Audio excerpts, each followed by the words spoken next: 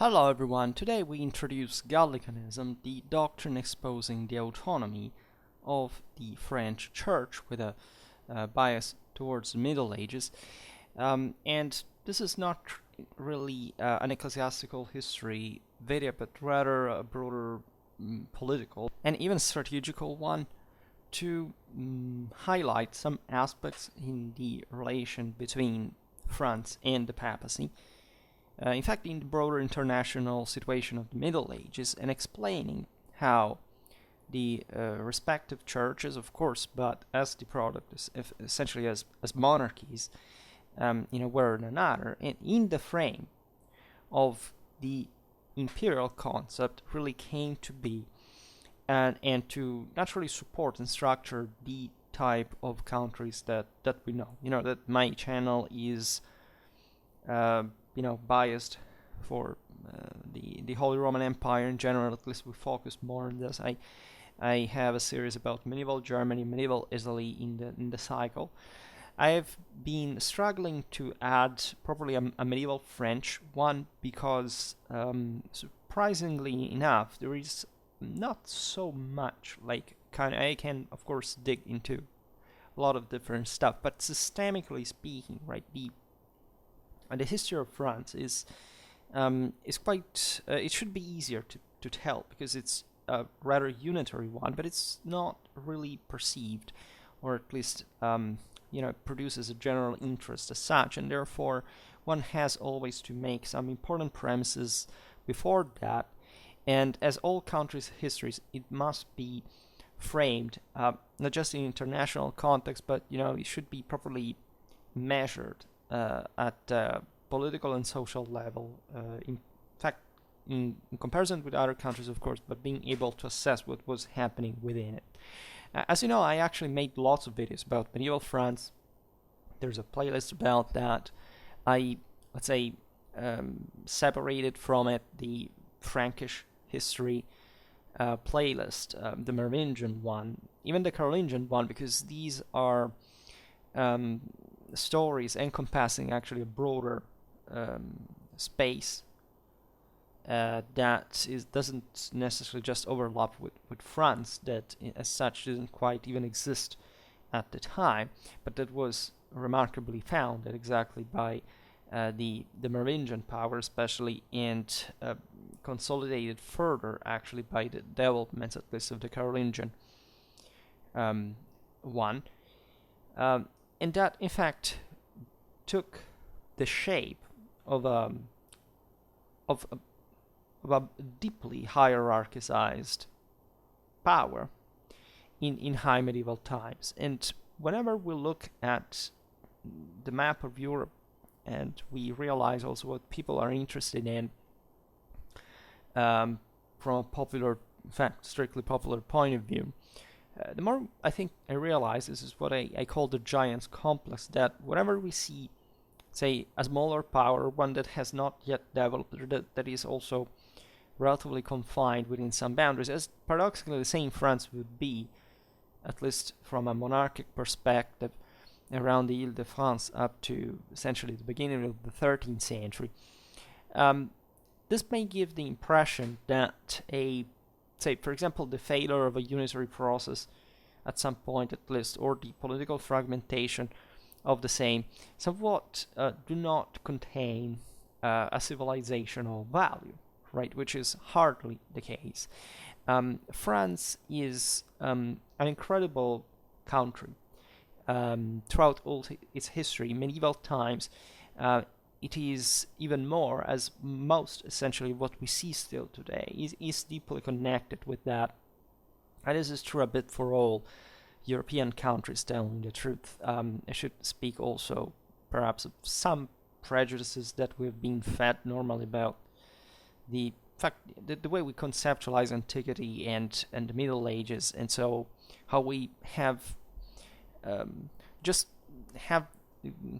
gotten this attitude of depreciating the past, of thinking that what was happening at the time, even in not even in moments of crisis, but also in moments of expansion, in fact an assertion of power, was fundamentally some sort of strange ancien regime thing that today doesn't make sense anymore, that we buried somewhere dusty, and that, it better belongs to the past. But at least I can say by personal experience that given what I do in my life, I the more I've gone on and the more I realized that any country today is radically and indissolubly and incontrovertibly connected, but also, I think, in a decisive sense, in a constitutive sense, in a truly identitary sense, to most of what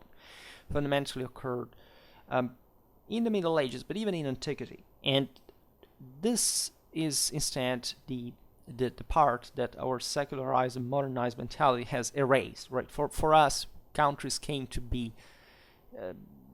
almost in the last couple of 100 years. Fundamentally, that's the mentality. As in some countries, even in Europe, right, history begins.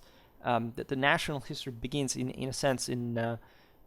First of all, it's intended not even in a national sense, but in a nationalistic sense, and so it actually does keep, say, being fed with that delusion that we have acquired with the destruction of the ancien regime, which is quite recent history, telling the truth. But also chronologically, in fact, more or less around that time, right? I think most European countries really start considering themselves historical, like from the 17th, the 18th century. They don't get that the roots of what existed before is crucial, and not necessarily for the better, not necessarily even for the worse necessarily, but still in a way that cannot be denied, cannot be avoided, and that the more you go against, the more you alienate yourself from reality. And this is instead a very common attitude. And speaking of, again, of medieval France, is somewhat painful, because history and civilization in general come at a cost, right? And this is, again, also, of course, a matter of how you pay that cost and what kind of achievements are obtained in the process proportionally.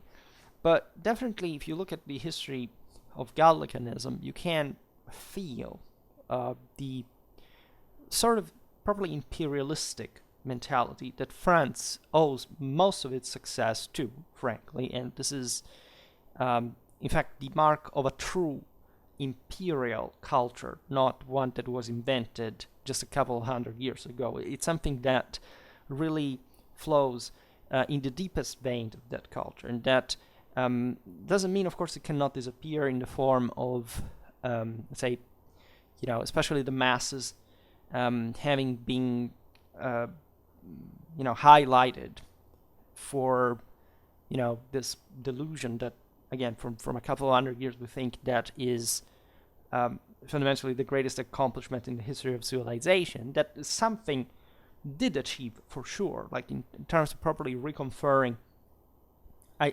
ideally, potentially, in fact, this concept that the individual can do and can be noble as free in the of course, free in the sense of properly of a liberty, of a hierarchy, of a system of values, not in a radical negative freedom that has basically it's a satanic principle by itself and cannot produce anything but totalitarianism and destruction, because the common people are fundamentally the responsible of all of that by far.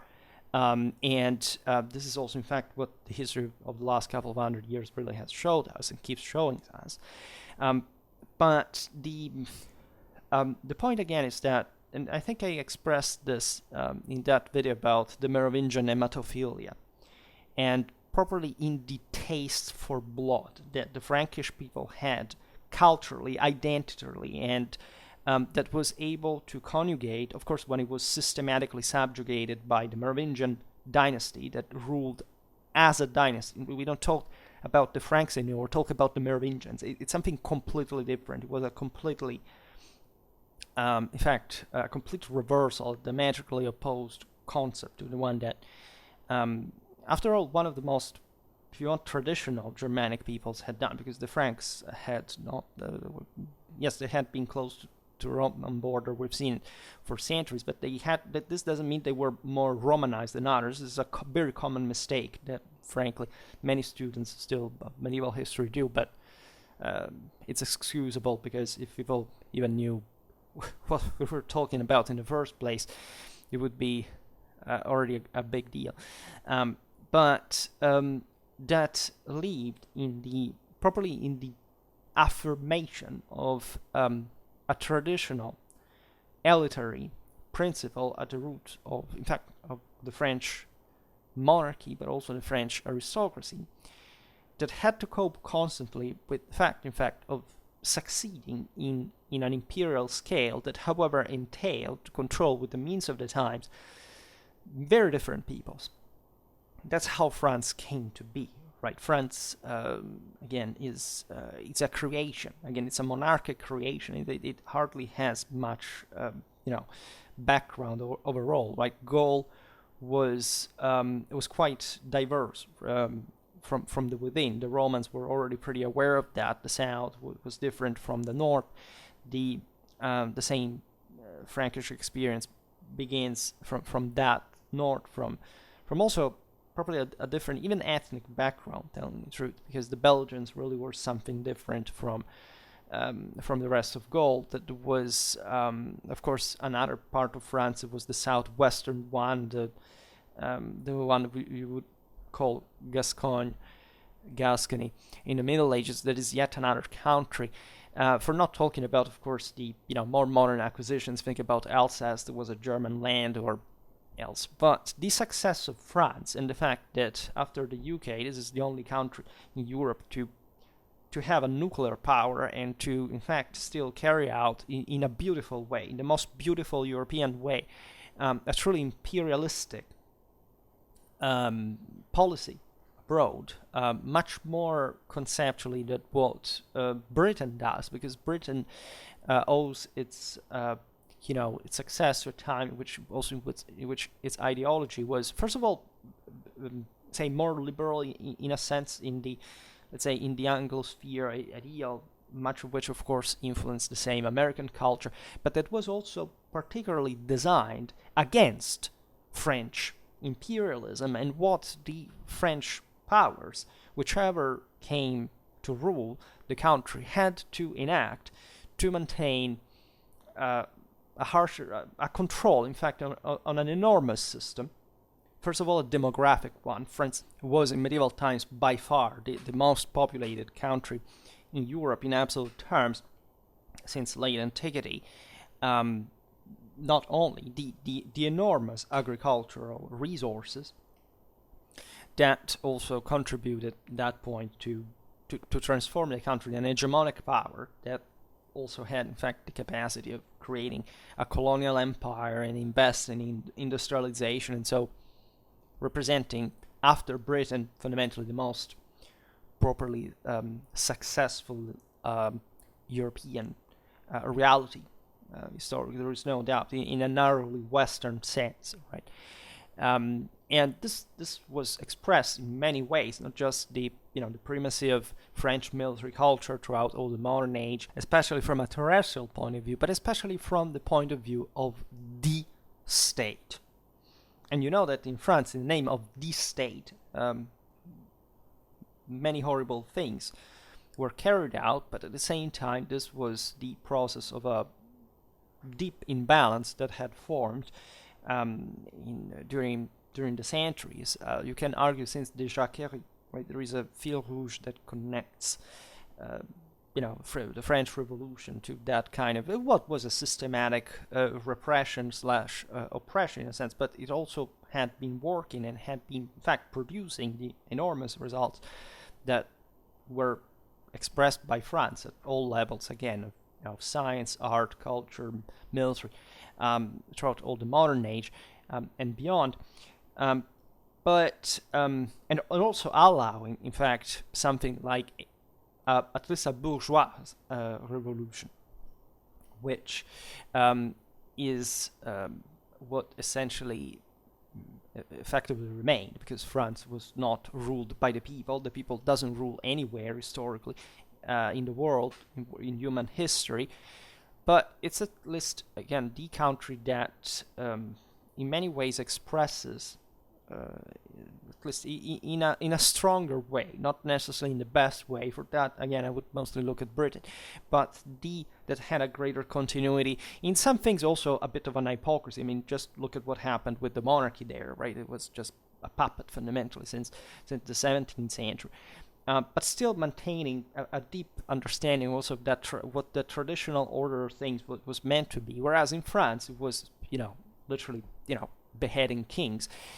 But at the same time, von Clausewitz, the von Krieg, is, the Prussian response to that dramatic French success is the same expansion, again, of the, we just started that series about the third coalition of France again, and this back and forth, this sinusoidal trend that France does, and that is still very much present in French political history. As the manifestation of our power. I mean, this is it, right? Just think about what the Merovingian Empire was at a point, and then contracts, destroyed in 4 different kingdoms by the end of the 7th century. Then again, recompaction with the Carolingian Empire, and then disgregation of that at the end of the 9th. And then by the 13th century, there is again the boom. The Carpathians take over the entire boundaries of the Western Frankish kingdom again, and then contraction with the 100 Years' War, and then boom again with the victory of that, and the wars of Italy, and then there's the defeat there, and so the wars of religion, and contraction again, if not properly, and by contraction I mean fragmentation, really also at the same point, and then Louis XIV, and France becomes the continental hegemonic power, and then again the contraction, crisis, the revolution, because of the previous steps of the wars in America and all these things, and then boom, the French Revolution and the mass states and army and enormous power, the Napoleonic era, France takes over Europe, and then contraction again. And eventually, especially the rise of Germany brought to a halt to that, because that hegemonic experience with the final compaction of Germany that had been chronically divided since ever, right? Germany had never been united properly in any historical time, even by accident, as a country, or wherever this was formally expressed, like with the Eastern Frankish Kingdom, the very origins. This was just wishful thinking, and it was a Carolingian emanation, by the way. So that changed the thing, but you can see still in the French electorate how masses are used to shift, right? Where you see other political cultures in Europe, right? There is much more sometimes reactionarism, continuity, kind of this more in-depth factionalism. The French instead are habituated to great shifts, right? They had the Jacquerie, the Fronde, the Revolution. They know, right? They changed their constitution in 5 times in the last couple of 100 years. So there is a lot of awareness of what the size of this elephantiac monster that France really is empowering in so many ways. It requires, entails an enormous power. In fact, that is not just a random thing. So you're not just like a second-rate country somewhere, getting money from the European Union to be from passing from socialism to neoliberalism. You are a protagonist of world history. It's something completely different, and it's very much overlooked, right? I think meme culture and the internet is always about the French surrendering and all. That aside, that we're talking about one of the single finest and more qualitative and in fact successful military cultures in the history of mankind. But also there is a standard there that remained in spite, of all, the more recent defeats, historically speaking, in the country that France really is, right? This is really the point that you should make, not just because victory and defeat are somewhat relative to the context, but because, certain countries keep standing on their feet, even when they're wiped out during World War II. Look at Germany or Italy or Japan. If there is substance, things work, right? Where substance there is not, problems really occur. And that's also why Western civilization, in many ways, and in the potential that the European Union really owns and beyond, is, in my opinion, destined to be a new imperial power, especially a new colonial power, and unavoidable. Also a protectionistic one by some degree, but really probably learning from France much of what really a common imperial history and interest really means. Yes, because we're talking about an empire after all, and this is the meaning of this video, that we, as I was saying before, we start from the principle of the Holy Roman Empire. So what's the European Empire? Well, it's fundamentally Germany, right? And so this various areas, including French-speaking ones, by the way, that were included, Czech ones, other Slavic ones, the Italian ones. Then, as far as the Byzantines are concerned, you know what I think about that, with all the enormous respect that I have for Constantinople, etc.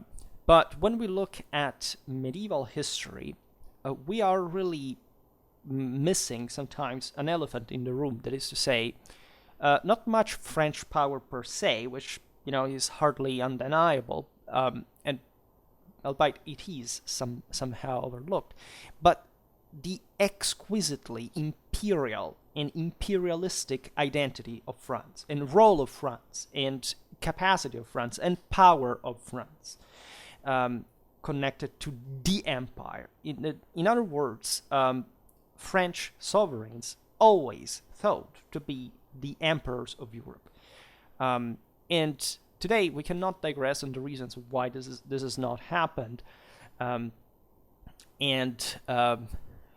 the issues with the Holy Roman Empire, and as we were saying before, the nature of Germany speaks for herself regarding the reason why eventually the empire, albeit coming very close to succeed in the reunification of Rome and Constantinople, really came, didn't make it. Right, I devoted great part, of Schwerpunkt discussing the German Empire, or Germanic if you prefer it, but it's still the Roman Empire, by the way. That's yet another thing that here we have to understand in relation with France, that didn't consider itself a Roman Empire, but a truly French one. And this is also, I'd say, perhaps one of the reasons why it didn't quite succeed after all in hegemonizing the continent, because it stressed in a bit more of a modern and secular way the concept of its own, in fact, Gallic French nature, rather than encompassing the broader idea that they could contend, after all, the imperial crown to the Germans. This aspect, as we were saying before, is born exactly with the Merovingians, because the Merovingians create, at all epochs and empire, there is no such thing like a Romano-Germanic country that fundamentally rules over other ones. Right? Romano-Germanic countries were kingdoms. I say countries because they were not entirely kingdoms, right? Some of them were just, kings in their own land, but in the Roman meaning of Rex, which was another thing. But the truly and the same Franks essentially lowered peoples like the Alemanni, the Burgundians, etc., to depriving them of a crown, which they basically conferred only to the Longobards, telling the truth, and or as segments of their own conquest. For example, the Eastern Frankish kingdom. Needless to say, yes, the French, the Carolingian base of power was by far more of a properly French one. At least it was located in the north, of the Romance ones, and it was in fact the same one from which the same Western Frankish kingdom reemerged with that power that we know. The church had a huge role in this, as we know very well from the videos from Clovis, because this enormous success of the Franks is not merely a material one at all, right? Gaul could have simply been partitioned in a series of different kingdoms, from the Alemanni to the Alani, to, in fact, the same Franks, had they had a different institutional profile as there was the one before the rise of Clovis. That is, all different kinglets without basically any unity. The Burgundians, the Visigoths, etc. Instead, no, the Merovingians take over, because they understand since the beginning that they have taken over not just a reality land, they have taken over the single most advanced region in Europe. Gaul had de facto surpassed Italy in late antique times culturally speaking, especially in the south, telling the truth. So this is not exactly what the Franks managed to fully incorporate in their immediate domains, but fundamentally that will be achieved at least in the 13th century. But at the same time, they enter a deeply Romanized reality that was, however, properly Gallo-Roman as well. Right, the Gauls, the Celts had before the Roman conquest, especially in Gaul proper, already an interesting level of development. They had reached some forms of proto-urbanization. They were essentially a proto-feudal society as well. I mean, the commoners were just nothing. They were serfs working in the estates of the great noble families that also were absolutely and fanatically fixated with cavalry, except altogether they didn't have much of a collective discipline, but they really were fond of horses in many ways. And even part of French feudal culture later on does derive from that world. The Romans invest, as you know, dramatically in the civilization of these people. Gaul is by far the single greatest success in the history of Roman civilization. Speaking of properly the provincial subjects, and it it confers France that order, that civil inclination, in fact, not the tribal bias that still remains, for example, in countries like Britain or parts of Germany, etc. Because it does give the country properly that statal unity. The Gauls had already been developing something like that with their network of cities, of roads that the Romans basically implement. And France is also very easily controllable in that way. There are very specific centers, in fact, surrounded by very rich Atlantic plains, populated really by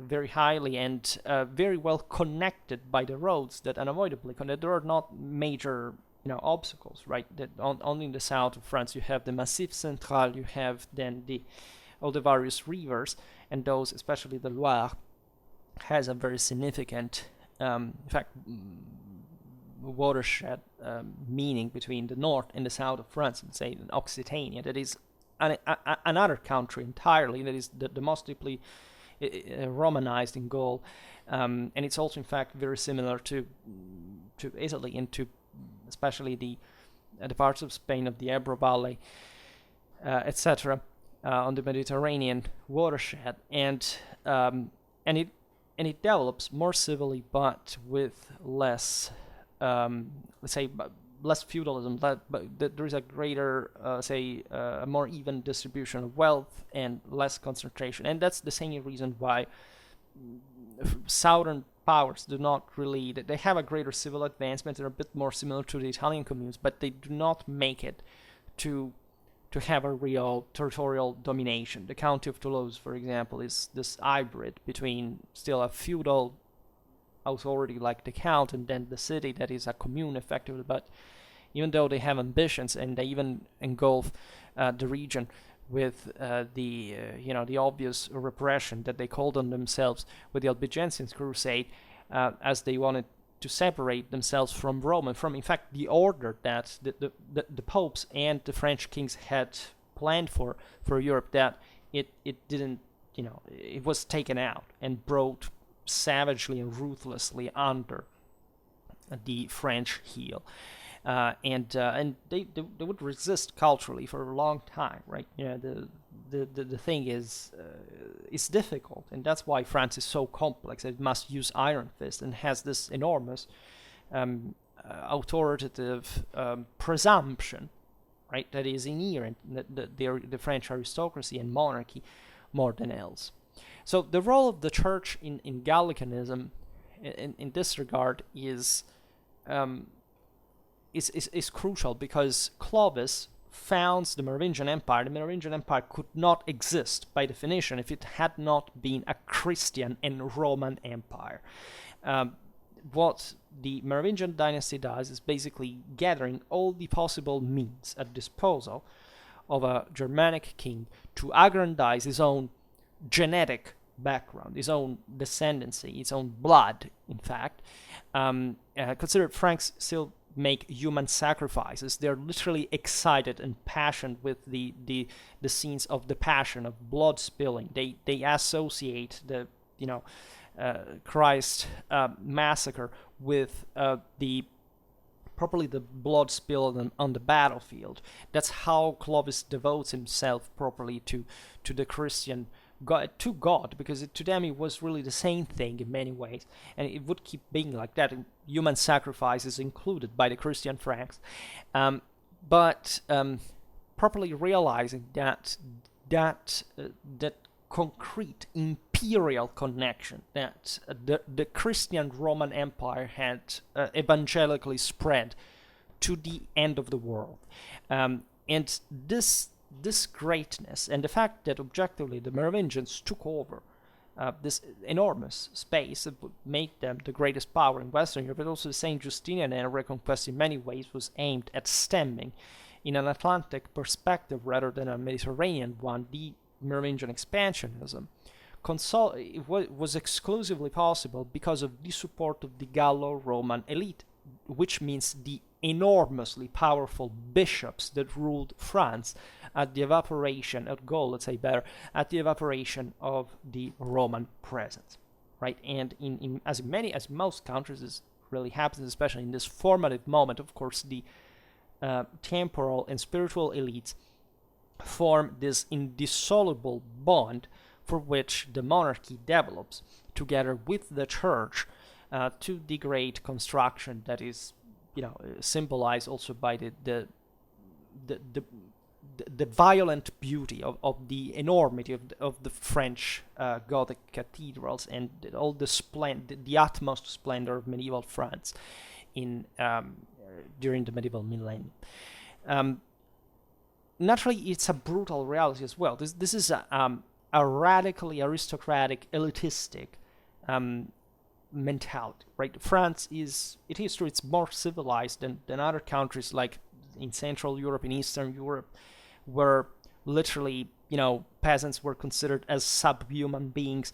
The French nobility, of course, had a similar idea that nobility had in general, but of course, France, also thanks to the previous urbanization, etc., the rich demographic power, the trade routes, developing the fairs, of course, develops communes. It develops a popular power that is needed, like elsewhere, but in France actually does have a great force, which is often, in fact, obscured by the contemporary historiography, because it's mostly a feudal one, and so again, whoever walked on foot was just at that point crawling like a worm in the idea of genetic superiority of the French aristocracy, and so they were worthless. They were not worthy of being even represented or considered, or and I made videos about how, aside from the chivalric ideal, this kind of elitistic one that was produced specifically in France with the intent of regulating the same aristocracy that was stratifying dramatically, it was also quite numerous in a country like this in the first place. Really, the French nobility was always dramatically aware, is actually probably in Europe, the single most aware entity of the peasant force, even more than the peasants, because the peasants were dumb, fundamentally. They didn't know to be, let's say, the fact that there were other people like them in next province. They just cared about their local thing, their hatred towards their masters. And during the Jacquerie, they did that, but also through the various revolutions, that was shown with great disaster, of course, of the for our also documentation of France in the first place, which was a very complex country, but also the lack of the diplomas that, as you know, of the French nobility, they were burned, mostly during the French Revolution, but also together dismantled with many castles, with many beauties of medieval civilization, but also during the Jacquerie, where the proof of this, gigantic chthonic force that, however, the French managed imperialistically to dominate, to subjugate, also to repress in a sea of blood, because that's how eventually the ancien regime was affirmed in the 14th century. This was, say, that the masses were dispensed of also in Flanders, in Italy, in the same ways, right? But the French had that kind of much more, directly, practical, accomplishment orientation in the idea of literally chopping all these people to pieces, which is objectively what you also do in case of a communist revolution, in case you didn't notice. And in fact, it was an extremely successful way of coping with that, because for 400 years, the problem in practice, at least to the same extent, did not produce itself anymore. I mean, the front was pretty upsetting. But as always, there is also this other medium, which is the bourgeoisie, which also the French needed, because again, a state of those dimensions, especially in the moment in which it had to regulate itself and nobiliary power from a monarchic point of view, did necessarily require a middle class, the bourgeoisie, to spread, to create a state, a bureaucracy. This is what the French achieved. Like at the end of the Middle Ages, France is a real state in the modern sense. England was not like that, in spite of the fact that it had very good premises until the Magna Carta. At least what produced the Magna Carta and the various constitutions, as the English had originally, the Anglo-Normans and the Plantagenets up to some point, the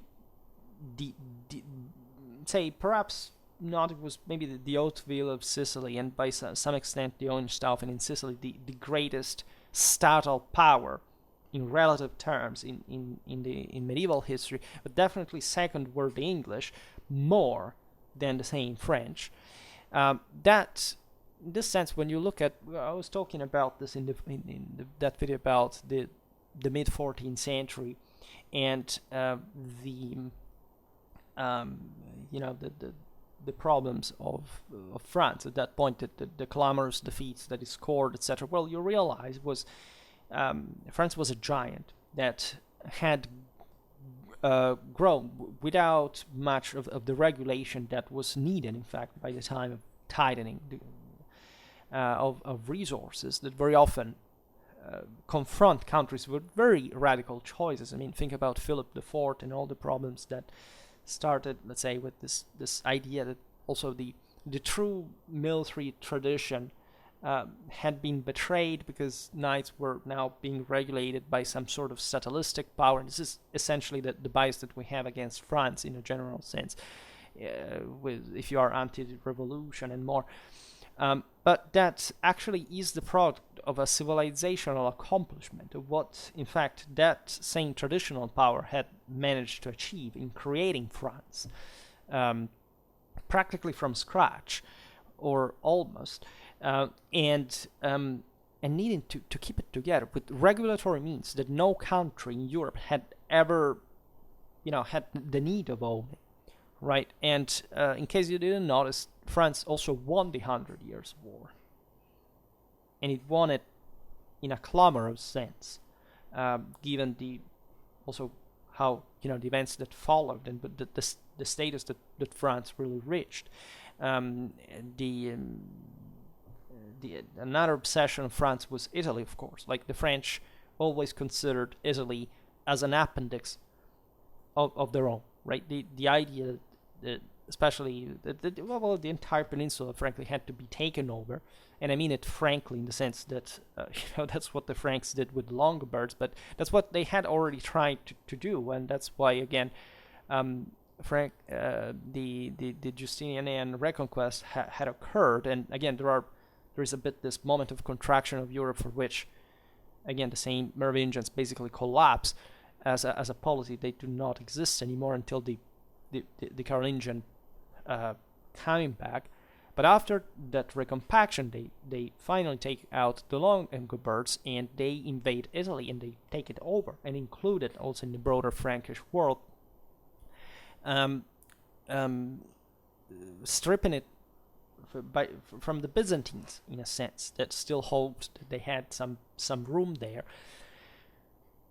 The same during the Wars of Italy, the same during the Grand Siècle, except Europeans managed to coalesce and to defeat the French at some point, and the Carolingian one being the greatest success. Well, that happens, as you know, with Napoleon as well, that instead manages to actually fulfill the French imperial ambitions on a continental level, because it finally manages to conquer Germany, it manages to conquer Italy, and however, the world has also enlarged itself at that point, also from the same European empires, to eventually, but only on the long run, with enormous effort, bringing France again within her own limits. But it takes, in fact, the entire Napoleonic Wars to achieve this. So, as you understand, the same was present in a way also during as a concept during the Franco-Prussian War, or World War the First, World War the Second. Right? The problem was always, in a sense, the hegemony, the continental hegemony. The papacy enters in a very deep role here, because of course the papacy represents the absolute moral, superior, spiritual power in the history of mankind after the end of the Roman Empire, at least in the way it was, it's still connected. In fact, Caesaropapistically, and that's a term that the same popes at some point would, and the same French kings would make reappear also in political practice, and that therefore separates, importantly, spiritual power from a temporal power. Of course, this is the point of Gallicanism. It's also the point of the struggle of investitures, because aside from the ecclesiological question that revolved around the superiority of the council over the bishops, over the single ones, in fact, the original traditional meaning of temporal power was meant to be sacred, and just like in Constantinople, it was not essentially disciplined by an external spiritual authority, but on the contrary was the emperor that ruled over the church, and this was a concept that the same Protestant Reformation, but in ways that deeply lost the original meaning, even probably the possibility of transfiguration, and even the connection with salvation in many ways, that the Catholic Church instead deeply preserved, and in this sense also, always kept France tied to herself, because these were still Catholic countries that understood the original meaning of that. And so both the papacy, and especially the Kingdom of France, historically were the highest embodiment of the original struggle for a longer time than even the one between the Holy Roman Empire and the papacy were, because the Holy Roman Emperor at a point essentially agrees that the position within the church, also of the state, is quite eloquently outlined, right? There is still indeed the idea that the church and the state they're overlap. I mean, they're not the same thing, because that split exists since the dawn of Christendom, if not before, right? But and surely before, actually, also not just in the Jewish tradition, though. This was also properly the entire traditional belief, because you had always to actually cope with a worldly power that was somewhat of a undermined compared to the divine one. So, albeit in that pagan tradition, still the connection was much more open, and it had not been kind of the spiritual and temporal dimension had not been so hypostasized. That's it, the divine and the earthly one and the secular one, so hypostasizingly divided or lengthened in distance. The Holy Roman Empire accepted, also because Germany was falling apart during the Reformation because of that, the fact that there was no other possibility but remaining the most faithful most faithful power to the papal monarchy as such. Well, the French didn't think that quite, right? It's just like the Germans didn't think that quite during the say some of their period. In fact, their own same Frankish background, the ambiguity that had remained since Carolingian times regarding that triggered the entire struggle for the investiture, is to say, what's the relation here? Like, am I delegated as an emperor by the Pope, or do I control the papacy myself? This is the entire problem, right? The Germans, as they understand that they have, their power shrinks, and France becomes the true empire of Europe in the 13th century onwards, and the Germanic one never fully recovers in a national sense the role.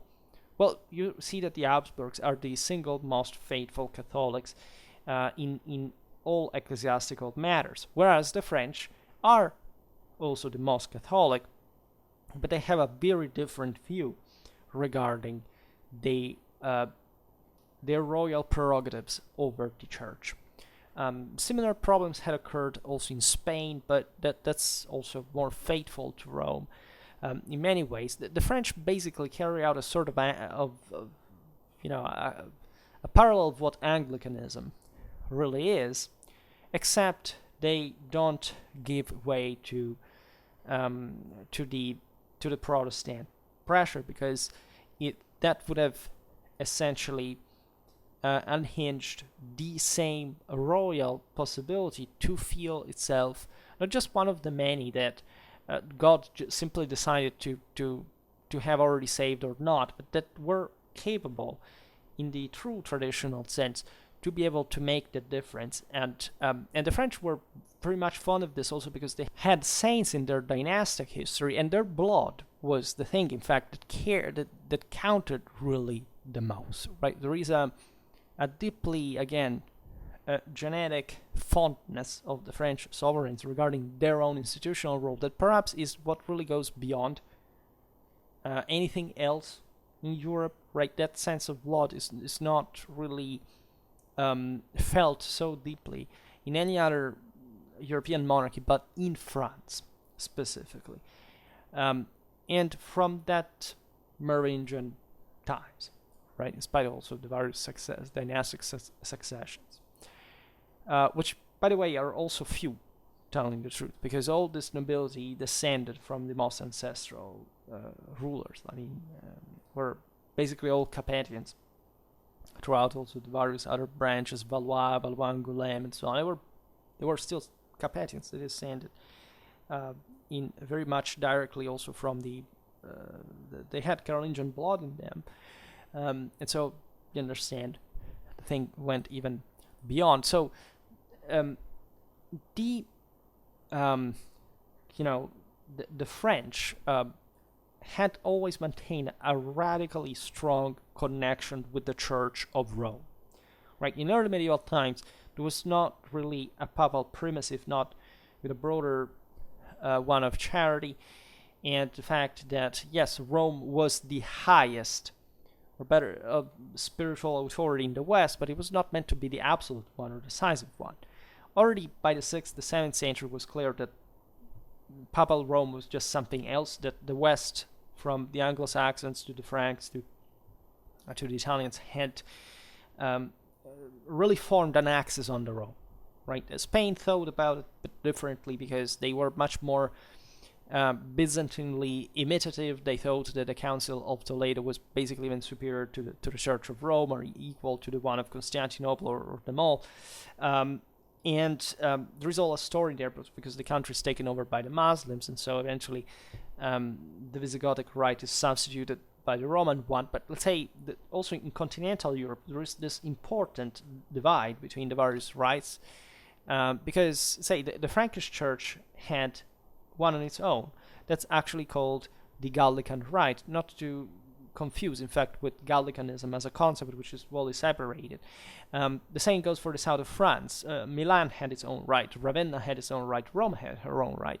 As all these countries had their own writing, different script, different language.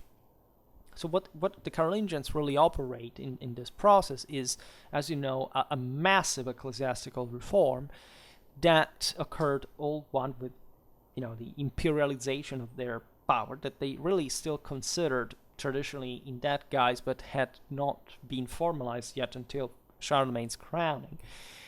Even before the very deep ties that had occurred not just with Pippin the Short, the previous Carolingians, but also with the same Merovingians.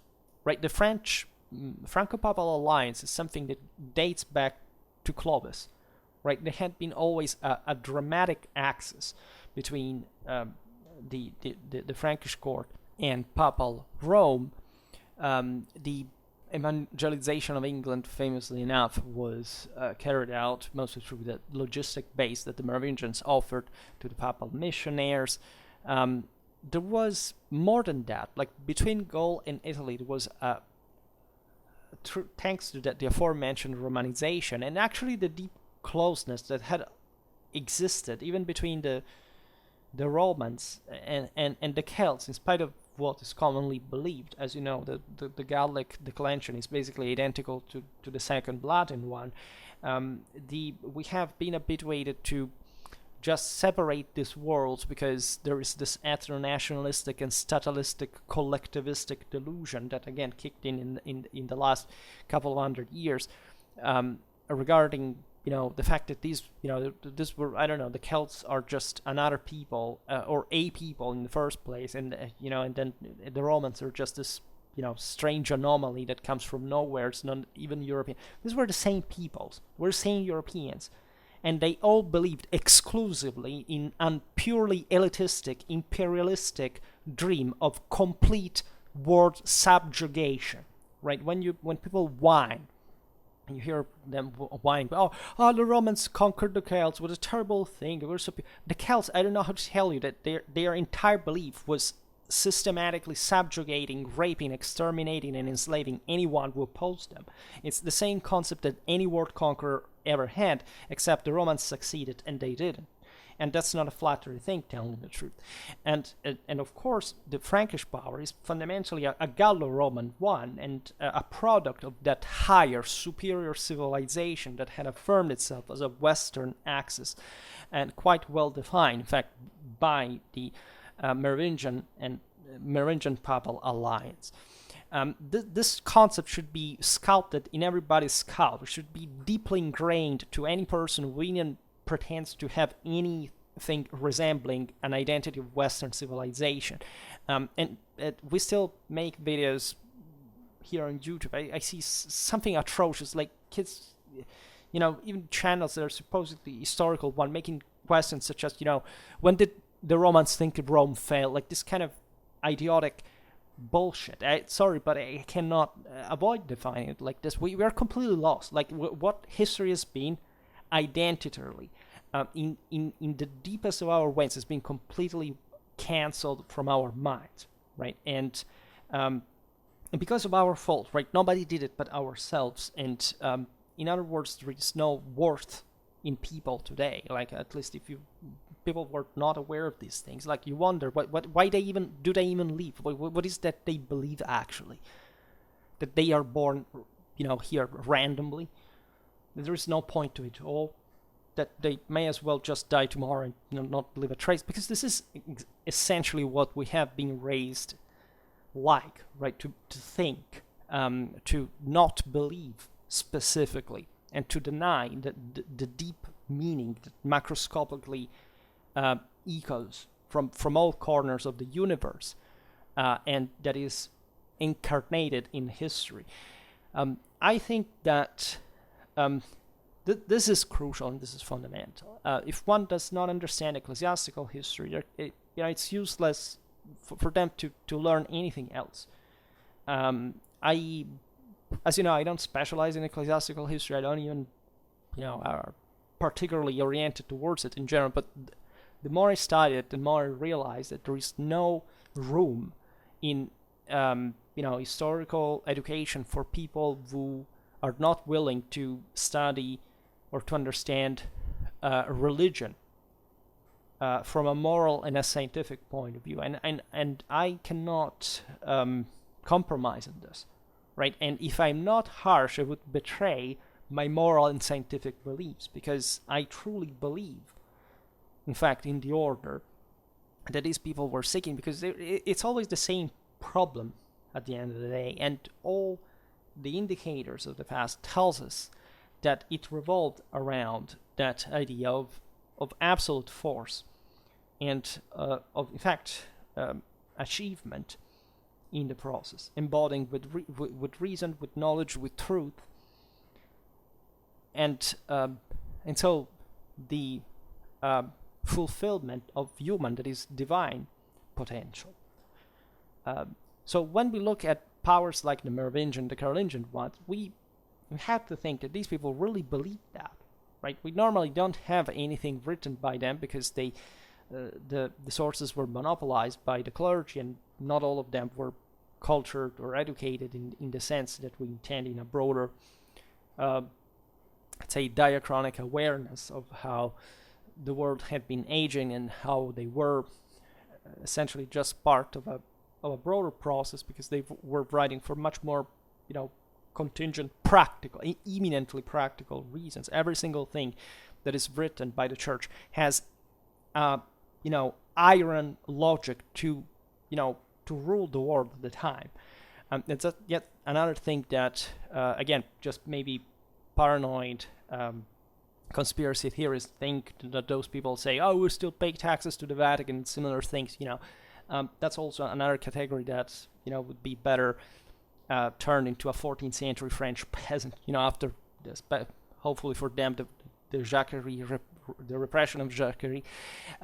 But aside from that, the broader strategic needs of the Franks were evident. I mean, they were fundamentally, as we were saying before, located in the north of Gaul, northeastern of Gaul, as their greatest, it's the center of power. Like, literally, their political cohesion stood in those peoples, in those lands, in the system. Again, it's essentially a professional elite, one they had already been nurturing since their first settlement, and also, and as you know, drawing from the senatorial estates that had not been particularly damaged in Gaul more than in other areas, and that thus allowed us these large estates to nurture that incredible aristocracy that didn't quite exist in the rest of Europe. In the rest of Europe, you don't have other people who, say, are so rich individually, and all the rest is just nothing, right? And you cannot have a medieval knight if you don't have that system fundamentally, and that's why later on it's basically the Frankish work that spreads feudalism, and the accomplishments though that this could realize. It's not saying that feudalism is the best of the options. The best of the options would be to have every single person to be that kind of aristocrats in power, because human potential could make us afford to be all rich and powerful, right? It's just that, people are too weak, and so they fall under, and how can't you say that it's their fault, as basically anything that happens to ourselves, whether we like it or not, even we cannot, we think for some extremely low standard that we couldn't predict that or doing anything about that. We always could, right? We don't use even a minimal part of our potential. And so their base of power, originally speaking, as I was saying, of the Carolingians, but of the Merovingians before, was, of course, making them as a major continental power. The Franks weren't much of a, sailors or anything like that. But, of course, they had, as we were saying before, always a greater ambition to reach the Mediterranean, and especially Italy, as always. There, the greatest wealth was concentrated in a qualitative sense. Also, properly, there was a cultural wealth. There was literacy. There was a state functioning. There was properly a level of centralization that, as you know, also throughout all Holy Roman Imperial history, at least until the Rome fact could be carried out to hopefully subjugate the peninsula, the Germanic rulers wanted essentially to rule from Rome and to make just Germany a peripheral province in their empire, and reuniting East and West, dominating from the Mediterranean. Yes, the most wealth was concentrated by far, even just infrastructurally, and we're not talking about the population, and per capita wealth and so on, there historically. So the Franks were, of course, also brutal and primitive. I mean, these people did essentially one thing better than anybody else, that was war. Right, that was what their entire culture was about. Again, these people were fixated. Historiography specifically talks about hematophilia among the Franks.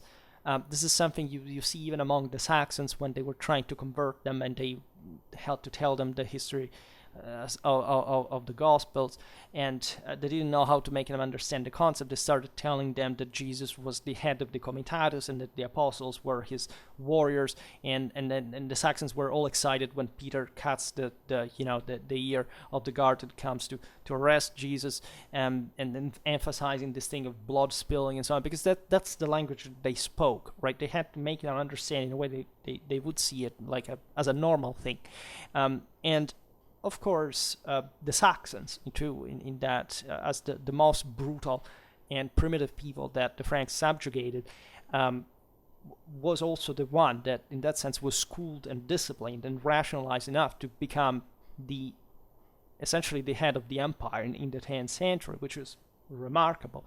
And there was no coming back to any form of that, what had been paganism or tribalism.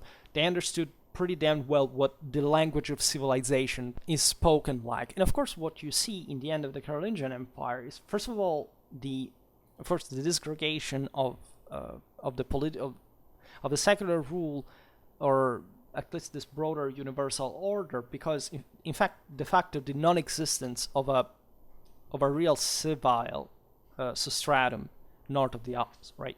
The Franks, the most enlightened Carolingians, such as Charlemagne or Louis the Pious, read also the ones that had all their brothers dead, so they didn't have to split the empires. It would happen instead with Louis' children.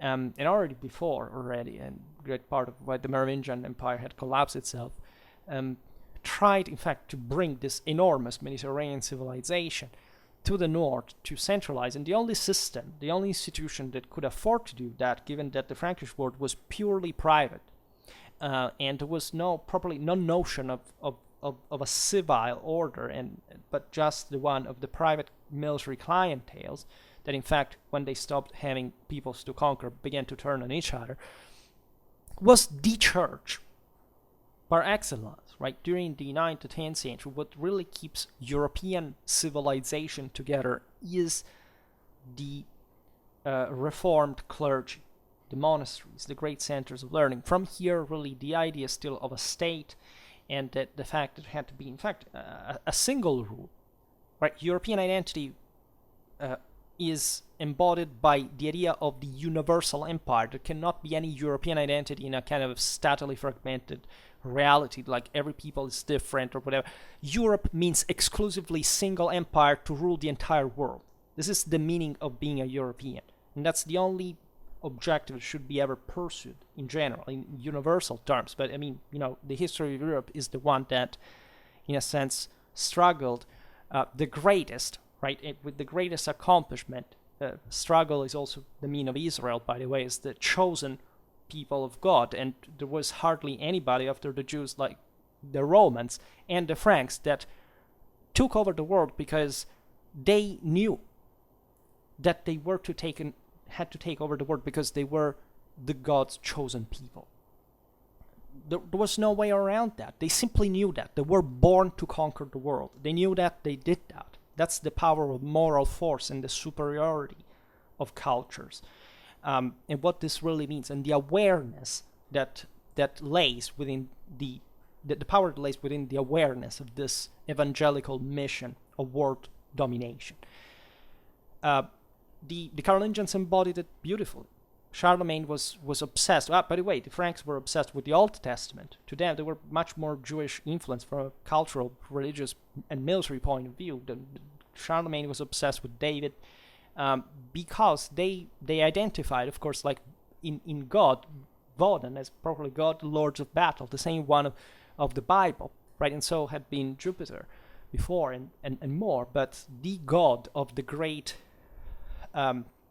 European civilization, of the Gothic, of the High Middle Ages, etc., is the God, Lord of War, is the God of the Crusades, is the fulfillment of the Indo-European Evangelion in the conquest of the northern rulers on the wings of the migratory birds and the same eagle that rape the South and civilize it with their having gravitated, and this is the entire meaning of the entire, again, Indo-European civilizations. What the Italics did with Italy, it's what Rome did with the rest of the world. It's what the Carolingians did magnificently in the Middle Ages, and the Frankish culture extended also naturally to all the post-Carolingian kingdoms that did this with the rest of the world, because that's where Western civilization eventually spread from, taking over the entire globe. And basically what you see today in the world is that all countries fundamentally have been civilized in everything, also materially, but morally it's more difficult because it takes that kind of past to really own that belief. But we live essentially in a Western world, right? The Chinese are Western, they are communists, the Russians are Westerners, the Brazilians are everywhere is Westerner. There is no other option, there is no other because it's a universal meaning. Wherever you turn, you fall out of it, right? So there are no alternatives, and that's what God teaches us. That what the true meaning of libertas, that the Romans were essentially also civilizing the world through. After having conquered enslaved people, they also freed them if they were worth of the superiority of the Roman imperium that is God-given, as it flies with the eagle from God to the mortal that manages to transfigure in that superiority. This a man like Charlemagne knew, right, in a more primitive way, in a more even the northern peoples, they're hard, contrary to what is believed, they were hardly the most kind of Indo-European bred in cultural awareness. They were much more blurred. It's the Norse mythology is much darker, the same Celtic one. The eagle is actually a crow. It's all these necrophagous animals. The darkness is much more looming. It's the age of the wolf that has to come back. The Hellenic, the Roman, is much more glorious because those were the cultures that had been conquered by the most successful Indo-Europeans. They had conquered, of course, the civilized Mediterranean. The North had remained more obscure and darker, but still closer, of course, in that struggle to what the original belief could boost people through, whereas the South had softened up, had somewhat gentrified. And that's why also, the meaning of the church that still embodies some sort of broader female presence and goddess, and that is needed because the European tradition is founded on that ingravidation, as we were saying before. Probably there has to be a male principle that rules and a female one that is subjugated, and to work cooperatively, because otherwise you cannot have one without the other. This is the beauty of it all, because you cannot transfigure yourself if you do not elevate the monstrous darkness to the light of victory. And this was the entire doctrine. This is what these people were obsessed with: war and with blood, and with this utmost self-sacrifice to the divinity, and why they literally, Carolingian horseman spent his entire life on horseback. Okay, well, maybe not in winter, but still for the rest of the time, they were the superior race in their mindset, right? And so they felt themselves closer to God, especially if they were emperors, right, of the greatest thing that had been seen since Roman times in Western Europe. So in all this, as you know, the Carolingians never quite had an easy grip on the south as well, because it was very difficult at the time to really maintain a direct control. The Carolingian Empire disgregated. So there was, albeit the church was at some point properly regulated by the Franks, this had already accepted not just the Romanity of the empire, because the Roman concept had remained hypostasized as the one that had fulfilled the Indo-European Evangelion, and so every other empire could not be but Roman. The Germanic Empire was actually a Roman one. They properly removed the ethnic name of Frank, of Ottonian, of Saxon, excuse me, in Ottonian times, and they used the one Roman, and there was no other empire in Europe that could but have the Roman meaning, right? And that's the reason why all over the world today you have Roman eagles everywhere. You have Fasces on the American Senate's coat of arms. You have the entire Roman symbology as identifying the only possible empire achievable, properly displayed.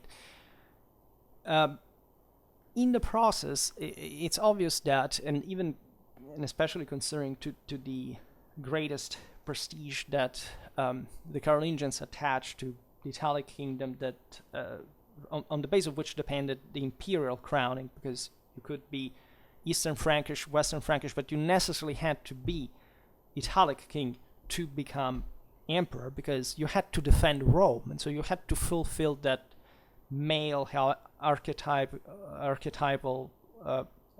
protector, military role over the woman, right, that the church represented, the mother, the one that, again, these men that were habituated to chop, people alive to pieces as a living, right? When they were turned the stories during the songs of this proto-chivalric idea of the dames, of these beautiful princesses, they broke down in tears because they remember again the times when they were 7, when they were taken away from their mothers, from their sisters that had likely also already died of birth, of the terrible misery that work really was.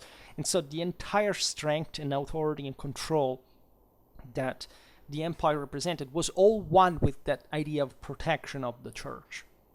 And that's why the empire existed in the first place. That's why in Middle Ages, in spite of the enormous difficulties of keeping kingdoms together and controlling lands, everything was decentralized, you can argue, but still the empire existed. Like, the whole thing revolved around basically exclusively the control of Rome. Like, the entire international point was dominating from Rome the world. That's what emperors wanted to do, the only meaning that existed. And the only possible one existing. What the hell do you want to do in your life? So France, in this grandeur, really always perceived herself as the first power, right? They had to acknowledge, of course, that the crown had passed to the Germans at some point. It had been, this sturdy race that had, after all, managed to brutally get rid of the Magyar invaders. They had made order in Italy. They had reconnected Rome with their own monarchy, and they had affirmed on a feudal territorial principle that they ruled over the Eastern Frankish kingdom. They ruled over the Slavic protectorates in the east. They ruled over Burgundy. They ruled over the Italic kingdom, and as such, they ruled over Rome. The French couldn't do much at that point because the Western Frankish kingdom was hopelessly fragmented in a way, and not really for the worst reasons. Paradoxically, it's from that indestructible glue kind of that the feudalism had condensated in France, that the basis for such a determined power like the Capetian one, coalescing from the Ile-de-France, managed eventually to knock out even fresh new powers, such as, for example, the same English one that was just a French emanation at the end of the day, and with the Battle of Bouvines to come back prorompently in the Western scene. By the way, in a moment at the beginning of the 13th century where the imperial power, the German national monarchy was falling apart. Frederick II had already issued the edictum in favorem principum after his son had even rebelled against him, and the whole system, even the church locally, was abandoning the empire.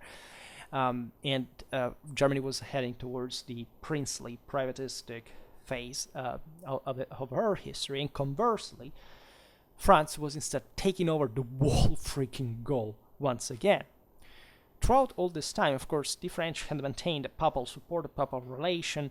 You can argue that it was a broader proximity, just in a sense. This is debatable because at some point Germany was much more involved in Italy and connected with it than France, at least the France of the Capetians.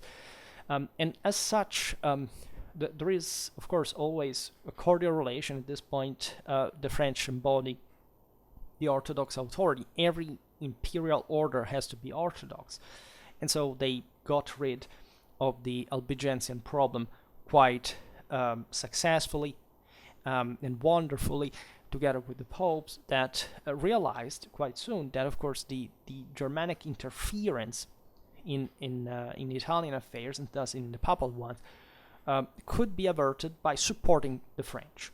Right? The French do not have Italy in the south, just like Germany. They have the sea in the south, and they have all their problems in keeping this entire land together. They are close to other places that are very interesting, such as, for example, the territories of the former Spanish Mark that in theory belonged to the Western Frankish kingdom and thus had to be reconquered. Those were quite, as you know, wealthy and productive, with Barcelona as a center. They also had, from the diametrically opposed way, Flanders.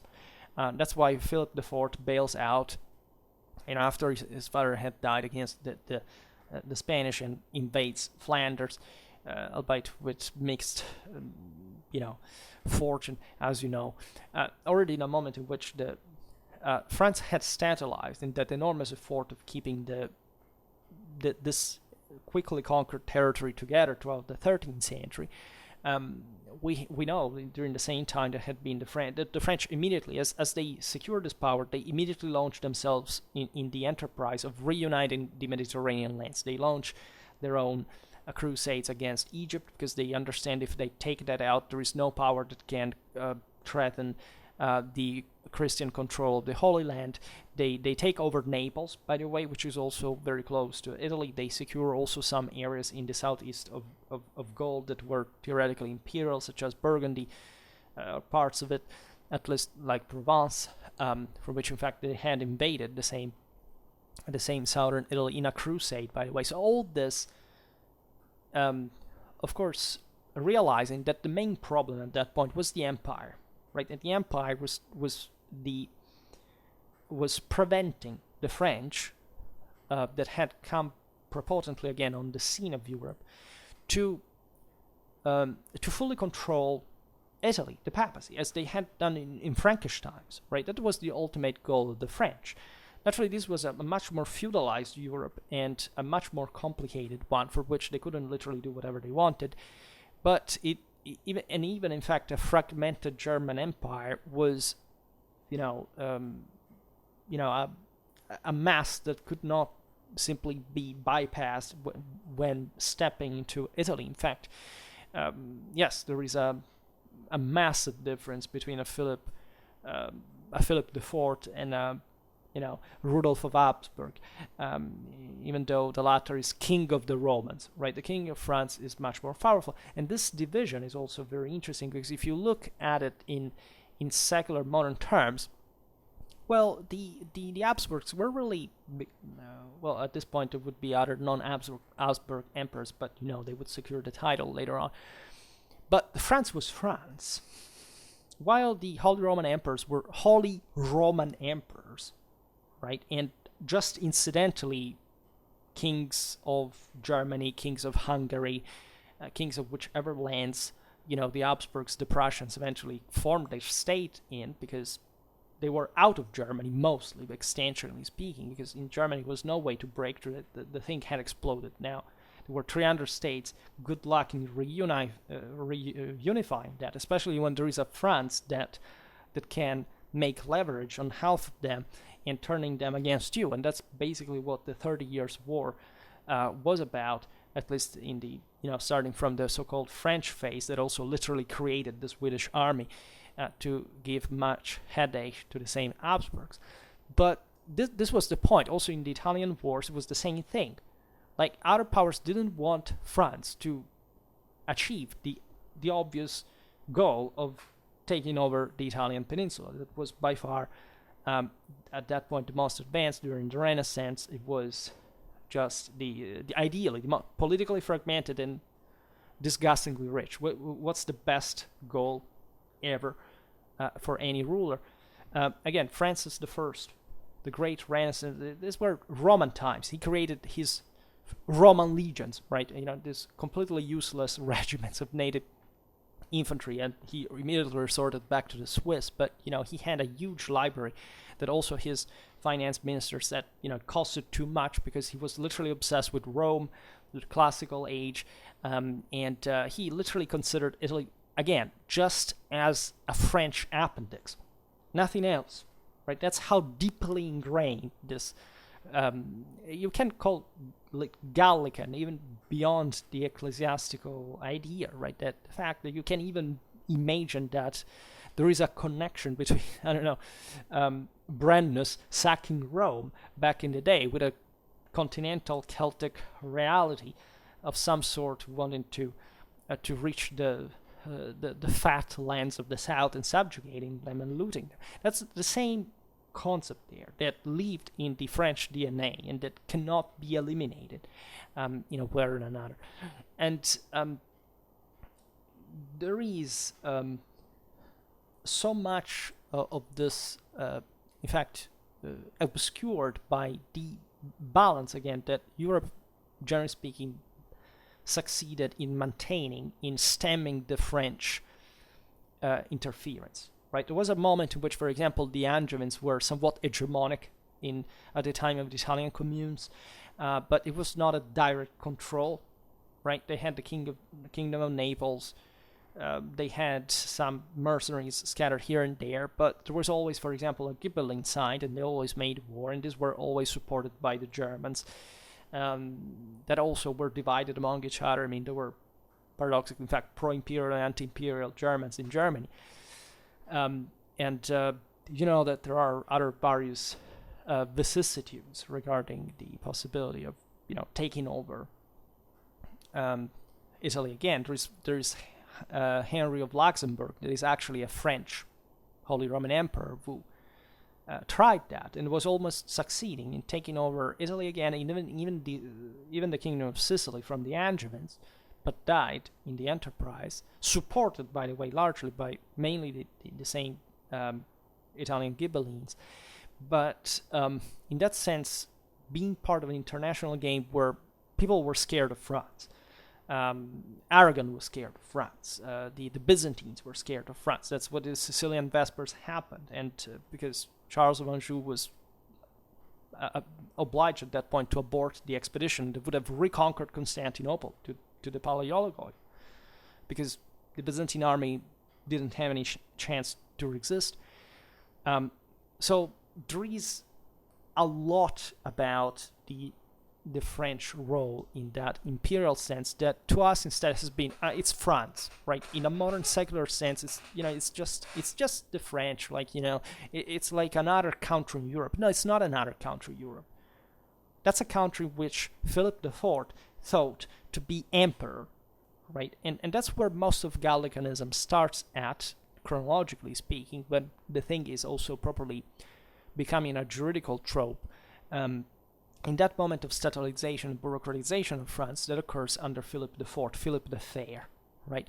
As you know, we made a video about the contrast between Philip and Boniface VIII, who was a pope who literally said that he had the power of Roman emperor on earth, and therefore the church was to rule on any other country out there. The interesting thing about that is that France and the papacy were allies. They were besties, right? They were the inoxidable axis for which, again, the French and the papacy, in a Guelph sense, were countering the Germanic interference. But this didn't prevent them from quarreling between each other regarding the relative prerogatives. Because objectively, the French had an empire that stretched from the Channel to the Aegean Sea as a huge crescent encompassing Europe. The Angevins became kings of Hungary, kings of Poland. They had a massive power. If it hadn't been for the contraction of medieval civilization, also the 100 Years' War, and so on, France would have fundamentally hegemonized the European continent at that point.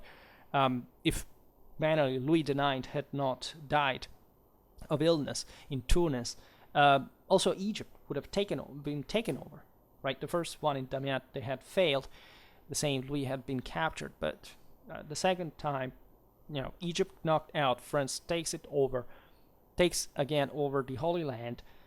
It's a massive game changer, right? In that thing was participating also England, Edward the First, with a massive amount of soldiers, including Aragon.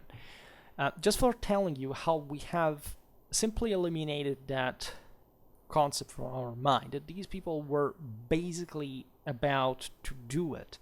Henry VI, if he had not died, again, prematurely, he would have taken over Constantinople. He was preparing an army in Sicily to take over Constantinople. Eventually, the Venetians and the French, not surprisingly, by the way, since we're talking about France, did it in 1204, just a few years afterwards. So whenever we look at this scenario, we realize that the French ambitions were purely imperial and universal. The Philip IV was claiming that fundamentally the French dynasty, the Capetians, were a holy dynasty, a sacred dynasty. Remember that the French kings were holily anointed. They again were incredibly aware of their blood, and they had a power that no other sovereign in Europe practically had towards the rest of the people. So much so that today, still, institutionally, the French president is the single most powerful in relative terms compared to his country, right, as a political figure than any other Western leader that has much more checks and balances internally in the process. Because it's that faculty of command, of imperial nature, that derives from the Gallo-Roman Frankish background of the country. I made a video about the slap of Anagni. As you know, basically they are the French and the Ghibellines literally kidnapped the Pope and stole the church treasury, and the story goes that Boniface was slapped and humiliated and eventually died of anger because of that. But a romance story. Boniface VIII is actually by far one of the single most successful and powerful and capable popes in the history of the Roman Church, and he's just a grandiose figure on his own. But we like gossip for some reason over history.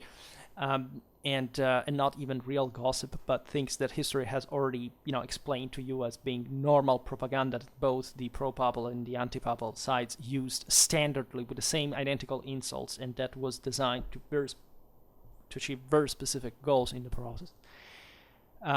But it is essentially at this point that the French monarch, that was also very, Philip had a very high sense of himself. Just he wanted to embody almost an hypostatic sense of the monarch.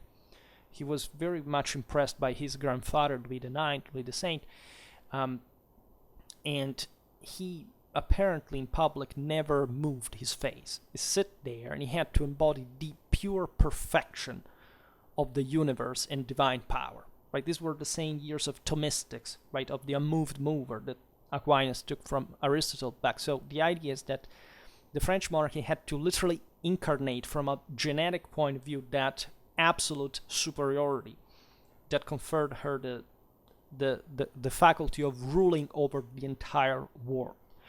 Equally, the Roman Church, from a papal monarchist perspective, was requiring the same. I would like to stress in the process that the civilizational impact of this was that France and the papal curia at this point were basically creating modern bureaucracy, because they were literally ruling over states now: France, Rome, Naples, and so the most advanced countries in Europe, with an enormous amount of power, of money, right, of financial resources, of cashing capacities, of in that sense of employing the best jurists, the best notaries, the best artists, the best mercenaries, right, the best armies. It could be levied from a moment to another just because they had the freaking money, which other sovereigns in Europe were just, dreaming of, like, where to find money, right? Where, the Habsburgs, not until the 18th century, would be able to do that. So this is the magnitude of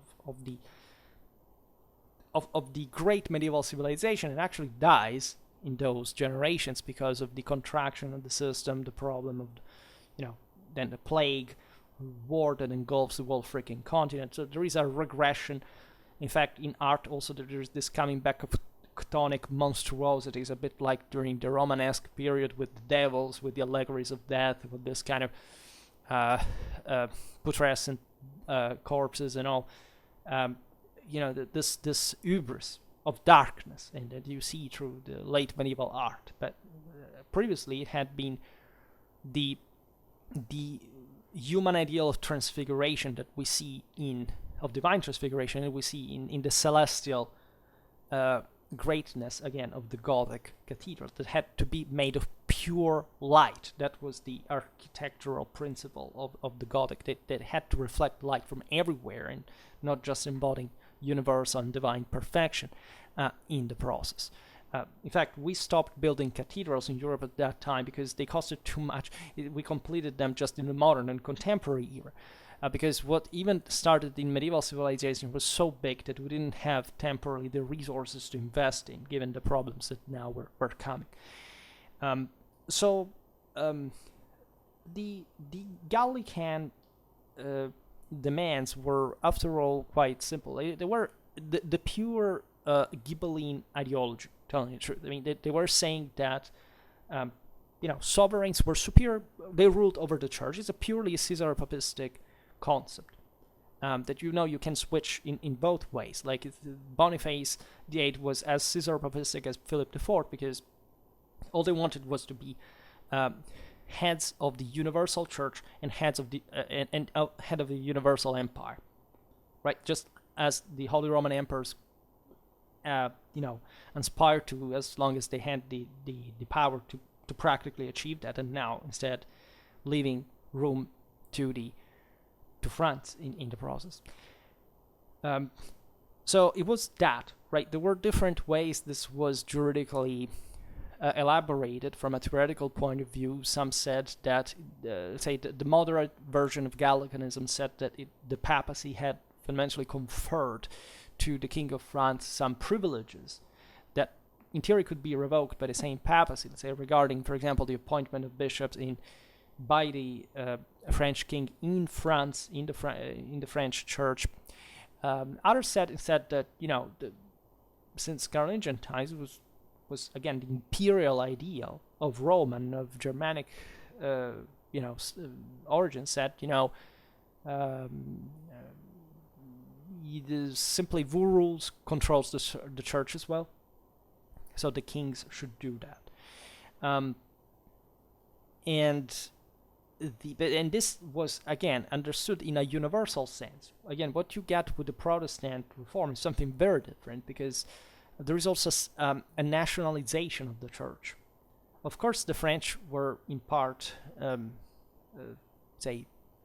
spurring that nationalization, because they were, as expanding faster, were also modernizing and secularizing faster, so they gave way in part to that kind of anti-universal sense of themselves, even though they by scale they had the power to really become emperors once again. But there was an important ideology also revolving properly the Frenchness of the sovereigns. Always remember that in theory, every Western Christian ruler could become emperor. I mean, Francis I competed with Charles V for the German election, and it was just the Fugger's money that made it Charles V. Otherwise, there could have been Francis I, King of France, Holy Roman Emperor, right? It just the German thing was a habit, and it was also, of course, dictated a bit by the political and strategic balance of Europe at the time, because, in fact, as we've seen, the same French preferred Italy over Germany to expand in, but at the same time, it was possible. And Saint Napoleon, that represents the Jacobin anti-traditional establishment, what does he do? He crowns himself emperor, right? It would dissolve actually the Holy Roman Empire himself. So there are lots of contradictions there, but that's contemporaneity kicking in. But just to say that, of course, Europeans still believed in the imperial sacrality, and of course in the necessity of the same. Because what's the point of life if there is not something sacred about it? Right? That the answer cannot be answered, if not by making civilization collapse overnight. So the French actually opted for the Iron Fist. They went, especially as we'll see now with the pragmatic sanction of Bourges, towards the utmost, that this was an equivalent of the dictatus papae from a French monarchist perspective. The French king could control everything. It was just the head of the church in his own state, right? And it was just a broader recognition of the fact that the papacy had some sort of relative primacy, but that the council was superior to it. And what actually this meant in late medieval times was just France blackmailing the papacy by saying, we will push as France this ideology if you don't give us something in return, namely during the Italian wars. And the papacy at that point didn't have the means to respond, because we're just trying to stay alive in the process. And of course, the rest of Europe was just looking at it and it say, yeah, France, that's pretty weird, except, there was the Protestant Reformation going on. And so that was even weirder, and actually probably the greatest tragedy in European history. But in fact, France was adverse to it as well, because the Protestant concept there is diametrically opposed to the one of universal tradition, because it completely kills the possibility of somebody transfiguring divinely by themselves, right? So denying the work's effectiveness, it's over, right? The entire point of an empire, it's just turning to communist. That's basically the old.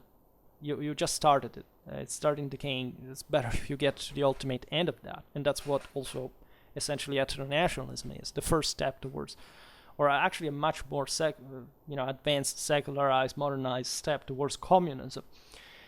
In the broader scale of things. So France was also a very productive country after all. We were saying before, yes, this was a brutal country in many ways, in terms of establishment and of this inveterate or aristocratic force ruling it, and also, preventing actually the by some degree also to express the full potential of French power. If the French monarchy had given ground to the idea, for example, of creating a true national army during the Italian wars, they were probably won, because not even Spain had that point with the unification, say at least the dynastic one of Castile and Aragon, as many men and agricultural resources or wealth, not even with the American mines and so on, as France did, really. And you have to await Napoleon for that happening, as a matter of fact. And in fact, the unlocking of the people in the process, but it was also a cultured and developed country, right? Even though this feudal hierarchy looks pretty grim and aristocratically infamous and oppressive, the truth is that, of course, this system also produces a lot of civilization and a lot of culture, because people are disciplined to obey, to work, to do things productively, right? They're not depleted of their force. Also because there is, in fact, a country that still, in that reactionary mentality, is trying to salvage something of the ancient universal tradition. And that's what, in fact, the French monarchy embodied still. And so that worth, that power was still very, very usefully productive. And in especially the juridical production, right, it was quite advanced, especially in this world of bourgeois that were essentially nurturing their also some humanistic activities within the court, the administrative system, the parliaments were all, in fact, were represented as the troisième état. Some texts were produced. For example, the Songe de Verger, which royal, like as also in other works, royal legists argued that the kings of France drew their authority directly from God. Right, the imperium passes through the not a papal check, but fundamentally just is given by God to those who rule. This aspect, of course, doesn't mean that the church was wrong about it all. This was recognized, right? There is a great respect in the Judeo-Christian tradition towards earthly authority, as you know. But at the same time, and what great part of the sap of Western civilization is about, there is always an antagonistic force that must provoke authority, not to stagnate and sclerotize, as it happened, for example, in the Byzantine Empire, where the emperor simply ruled over the church, undisputed and without having to respond of anything. If not, again, of what the people could think in a broader sense, had he become there even too oppressive towards the church itself, but in this sense not being challenged by it. Right, I'm deeply convinced that investiture struggle, and people say, oh, well, everything was ruined because the popes made the Holy Roman Empire fail. Well, the question is, why was the empire not capable of taking over the entire thing had they actually had the power from God? Because if they were right about that, and God was from their side, but not even a bad pope should have obstacled. And instead, what always happens, of course, in a system is that you can't go a bit too harsh, in a sense, and other people are saying, well, this is not exactly, how it's supposed to be, and react, and so that's also God's imperium that fights back. This is a bit what happened in France, exactly because of this Caesaropapistic ideal enforced during the modern age. At that point, they lost it, right? The great elite that was ruling the country, and a hell of a country, by the way, by the 18th century, still didn't have enough strength and superiority to make the system break with the revolution, right? So, even in a decadentistic sense, you must be aware of the fact that those who take over have imperium of some sort. And so if they're doing the wrong things, it's not because that there is something like the equivalence of a satanic imperium that takes over. Satan doesn't have a power. Satan is the lack of power. As Thomas Aquinas says, evil is not the opposite of good, it's the lack of good.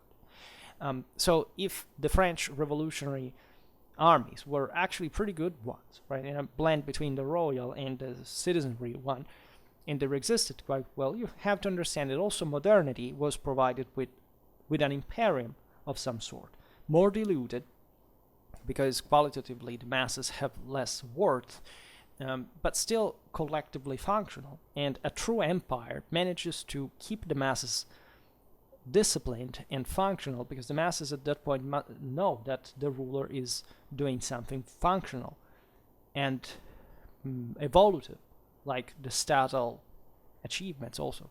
For example, the Napoleonic era, and the same ones from which von Clausewitz and others, von Scharnhorst and others took, the inspiration from for reforming the Prussian army that led to the unification of Germany and so on.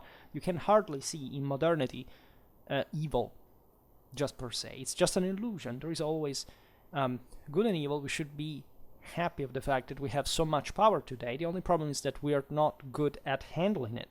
So God gives us power, but the problem is always us. And it's specifically always the people, the actual problem of all civilizations, especially when they fall. So France actually shows this, because the greatest secularization and modernization of Europe actually does pass through France, largely at least, and and that's where the greatest imbalances in fact happen more eagerly. You have a bit more of a schizophrenic reality apparently, but it's just because it's a bigger system that is potentially more unstable just by physical law. And so, again, it requires a strong power, and a pretty harsh one, so much that with the revolution, as you know, and with the Code Napoleon specifically, this is the place where this state becomes the only source of law, right, which is actually the peak of absolutism, not the dispelling of it, right, yeah, what we call as absolute monarchies, where hardly anything absolute, legally speaking. We're pretty much bound to the community's support, in a much less kind of unitary way than we think. And this is not something to be flattered by in general, except absolute monarchies, in fact, were working successfully for the intensification of statal power, which we're factually achieving, leading to those same revolutions at the end of the day. This is often misunderstood, I think, in broader historical perspective. So, as you understand, from Gallicanism, if the kings of France here specifically drew their authority directly from God, also they held a unique position of independence within Christendom. Also consider, in fact, they were the most powerful ones. And that's where the powerful rulers, that's where the Holy Roman Imperial thing comes about, because the greatest enemy of the Holy Roman Empire, actually in the modern age, is France. But also in the Middle Ages, at least in the moment in which France becomes the more powerful, and so the French, in that regard, were in their secularized, modernized way of a big country, still ruled, however, by somebody that had to be more. That still was the embodiment of a traditional universal order, eroding the concept that the Holy Roman Empire was anything Holy Roman or even an empire, because again, where's your power, right? And therefore also eroding indirectly further in that modern and secular direction. And so spreading these ideas that are typical of the average people, again, that there is no values, that it's not true, that the empire should exist, and not believing in God, and all this bullshit, right? Because they don't understand that, right? It requires a very intense preparation to understand these things. It's not that you can't simply accept them, and that's also what, unfortunately, Christianity has sunk into, some sort of either properly lack of any knowledge or some sort of agnostic heresy. No, like the overwhelming majority, a good 95, if not more percent of Christians today probably do not have the palest idea of what the hell the whole thing is even meant to be, practically.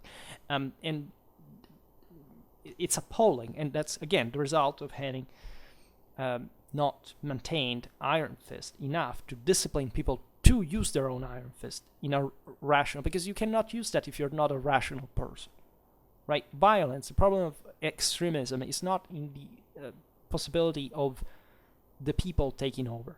The people can never take over. They cannot rule. There's never existed historically. The problem is that they're weak so that they can make somebody bad rule, which is how totalitarianism happens. Totalitarianism does not happen because somebody points a gun at you. That's just the warmly cowardly excuse that every slave in a totalitarian regime spits from their mind. What actually happens in totalitarian regimes is that people allow others to do pretty stupid things, and accepting that, while they could change the thing, again, literally overnight, in every single regime. And that's why they don't have the courage, and that's why they whine, because they're the victims. A true ruler never whines because he's a victim. And in fact, totalitarianism suck pretty badly, because you understand the rulers are all paranoid and whining about the others trying to impose world orders. At the end of the day, they are the ones that don't want to be challenged by anyone, because they're weak, because the virile principle of superiority does not exist there. And that's why communism, socialism, any other nationalistic, socialistic ideology spreads only among the culturally underdeveloped people with no previous actual real capacity of achieving anything. And that's why, after all, modernity also shielded us from that, because there is a part of the imperium in modernity. And people equivocate this all the freaking time, because they confuse national socialism with actual tradition. That has nothing to do with that. It's the complete denial of tradition. Tradition is based on beauty, on intelligence, on quality. National socialism is literally based on the fact that you are, even if you are worthless, you pretend to be of any value because you just are randomly born in one place, which actually reveals how inferior you really are. And that's why these people lose wars and die in millions, because that's objectively what they deserve, right? History did that because that's, again, what God wanted. And that's the proof that the imperium is always fulgently superior to the lack of itself. And the imperium stands for God and truth and reason and intelligence and beauty and so on.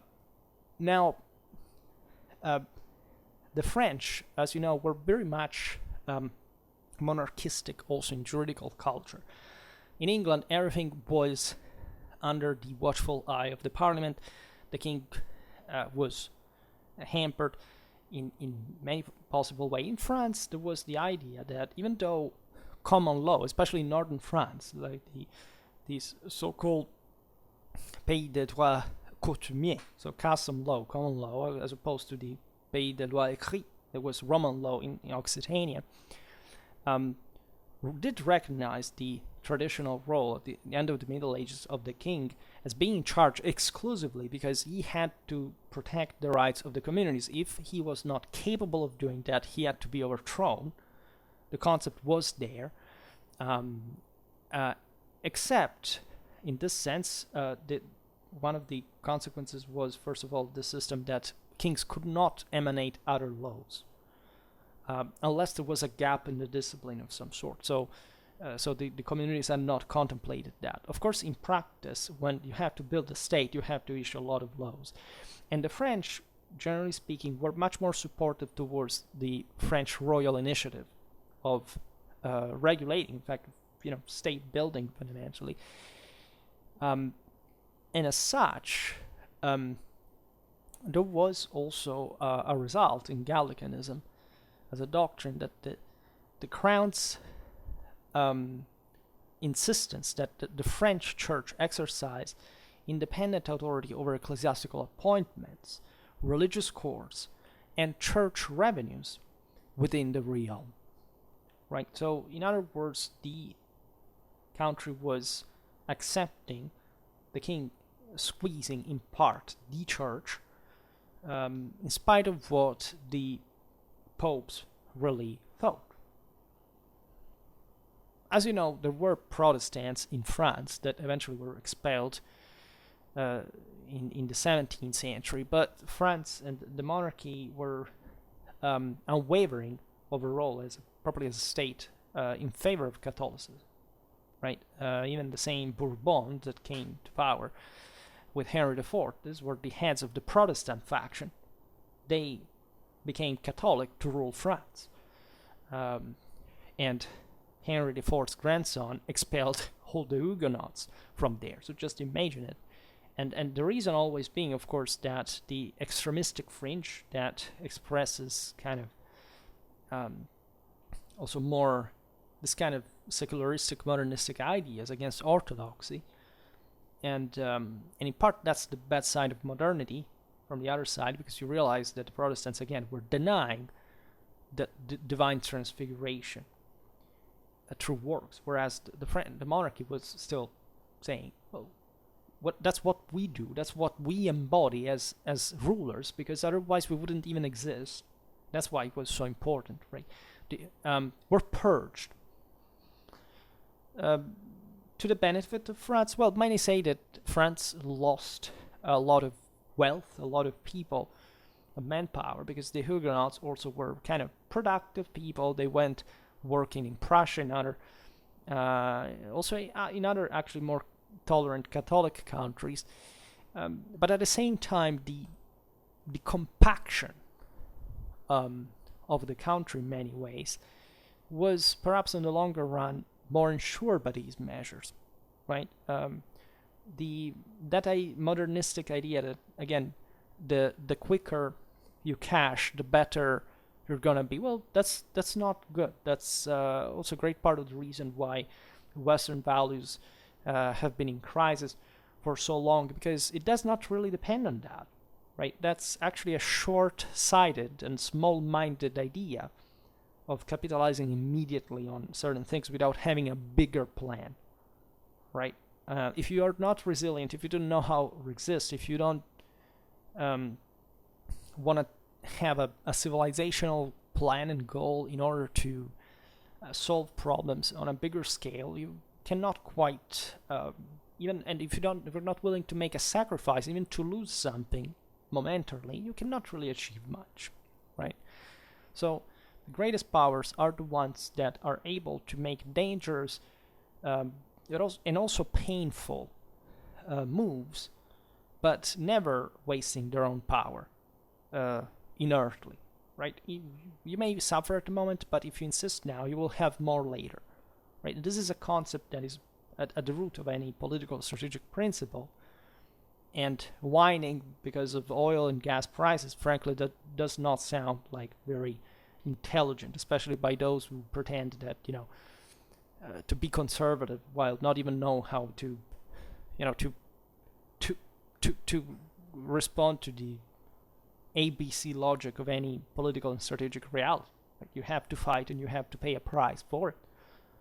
And of course, especially if you have an overwhelming advantage since the beginning, it's pretty stupid to give up the fight in the first place. And depicting yourself as the weak one, again, it's that lack of good. It's that you don't even have a plan. You don't even understand that it will be worse for you anyway, right? And that's, again, it's the sad state of affairs, where you need also an iron fist, also from the state, to teach people that being intelligent is not a matter of opinion, really. There's also another chapter of Gallicanism that has partly to do with the aforementioned story. It is the Avignonese papacy, which has been seen sometimes as a sort of subjugation of the papacy to French to the French monarchy. This is actually not true by far. First of all, because the papacy and the French, first of all, had the same identical goals. Secondly, because also if there were French popes, these popes made the papal interest, so their own largely, and there was hardly a full compenetration of the two sides. They were just cooperating as two separate things. And surprise, surprise, there was also a great schism in the end, deriving exactly from the fact that the papacy, after all, was an Italian-based power, and so they brought the Curia back to Rome. And yes, in here the French didn't like it because they had been habituated at least to have a greater control on the papacy than before. Not that even if the papacy could decide to come back to Rome, for that matter, that was still the inescapable center of the world, as we know. So at this point, the French played a complex role ideologically, also in the further definition of Gallicanism. Parisian scholars like Jean Gerson, for example, perfected the theory asserting the so-called liberté de l'Église gallicane. That is to say, of course, the liberties of the Gallican Church, simultaneously supporting the parallel doctrine of conciliarism.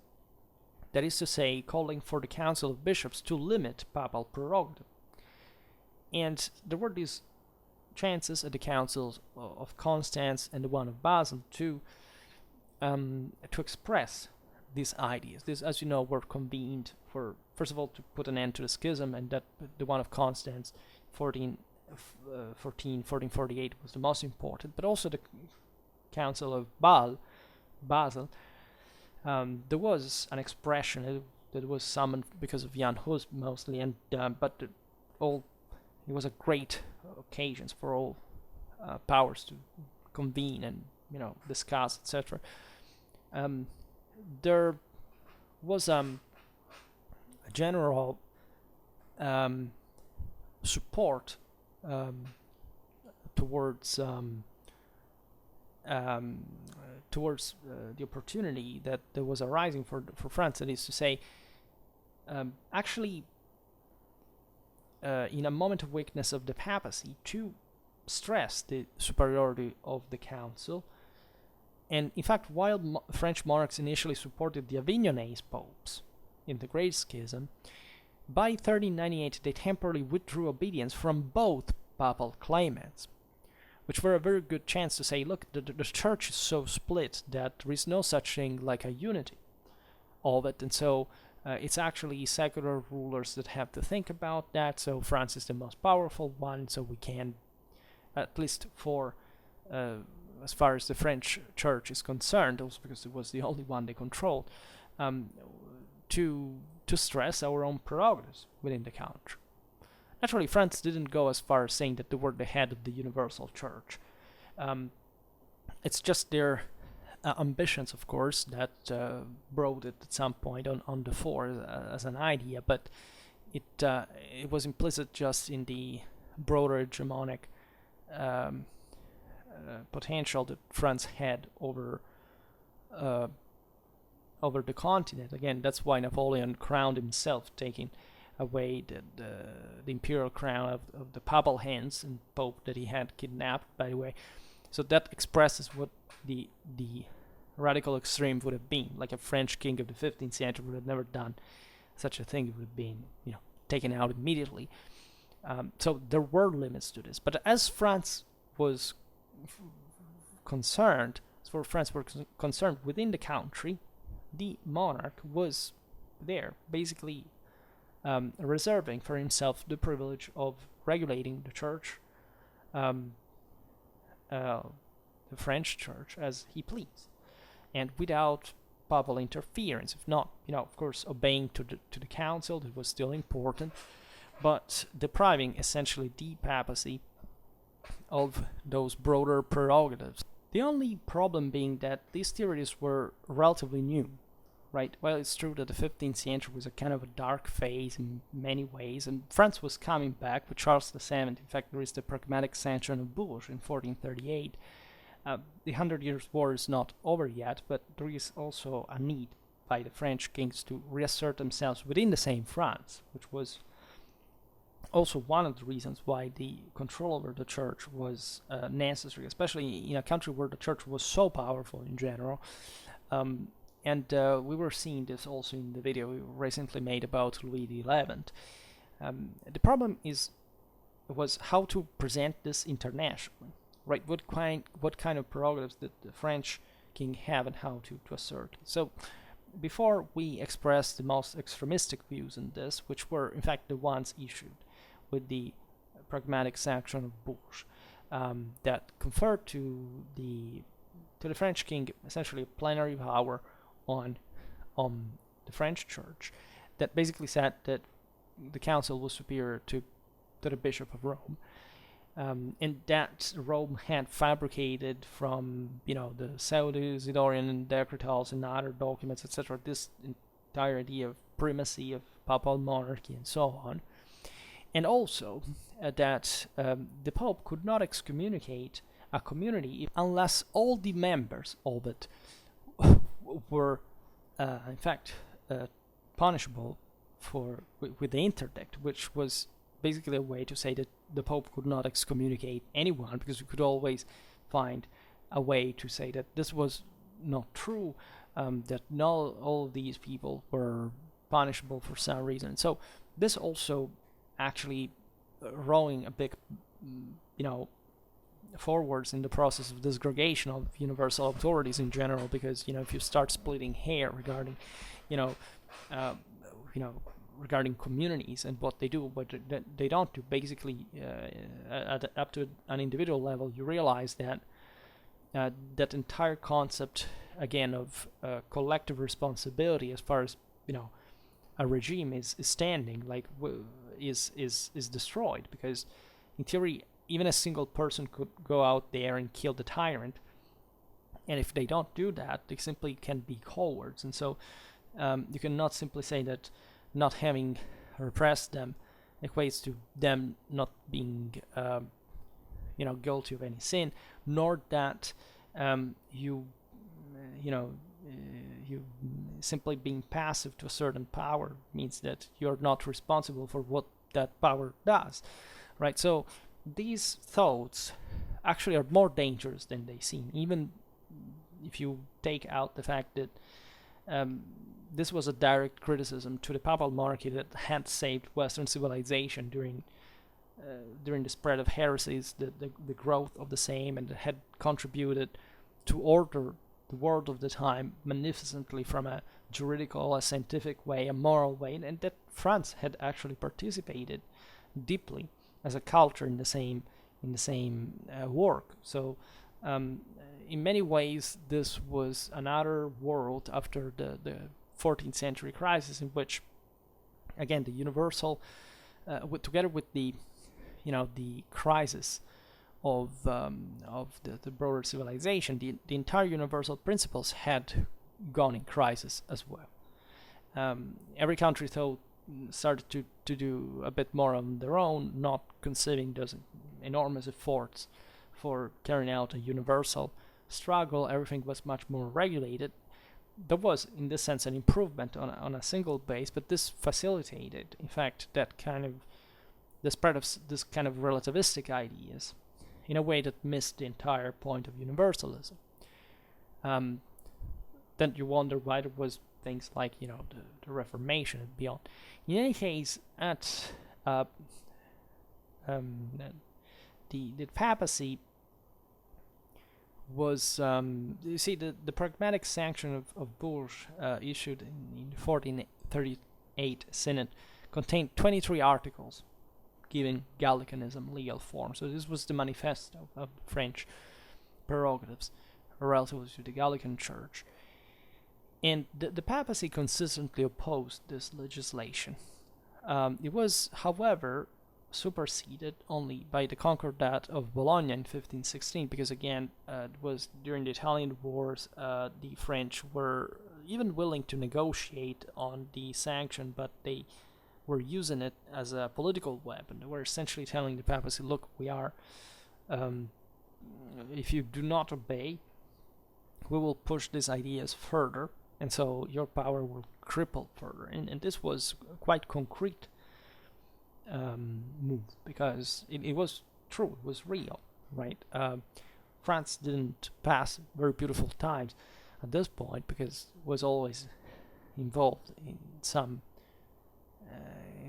enterprise with enormous costs, risks, and also defeats at some point. So it was a very delicate game where you can't simply say, well, I used this weapon devoid of a context, right? Not even the French could push the thing too far. But in Bologna in 1516, there was this definitive concession to the French crown, which the papacy promised to confirm all future royal appointments to ecclesiastical office. In other words, they were telling them, okay, you can choose as king all the clergy that you want, but the papacy must still confirm this, because and this was essentially but a bit like what the Concordat of Worms in 1122, albeit in a very different situation, was really about. That is to say, the popes won the direct capacity of appointing the prelates in Italy, whereas the emperor maintained the one in Germany. But the papacy still said, however, that and required that a confirmation from their side. And it could create some problems in the same country. I mean, if this confirmation wouldn't arrive, because it could generate some local distrust, disobedience, and so on. Right? A bishop that is not confirmed by Rome, it's a big deal, because it's a French one in the 16th century, may pertain, yes, to already a more statalized reality that doesn't care too much, but still for the people, it's not a few, right? The people do know that there is. The people in general, I'm talking about the nobility as well, right? So these were all issues that were regulated quite, thermometrically from a political point of view. So eventually the dynamics shifted as well. It was rather the French king at some point that was more or less interfering, of course, also in the papal election.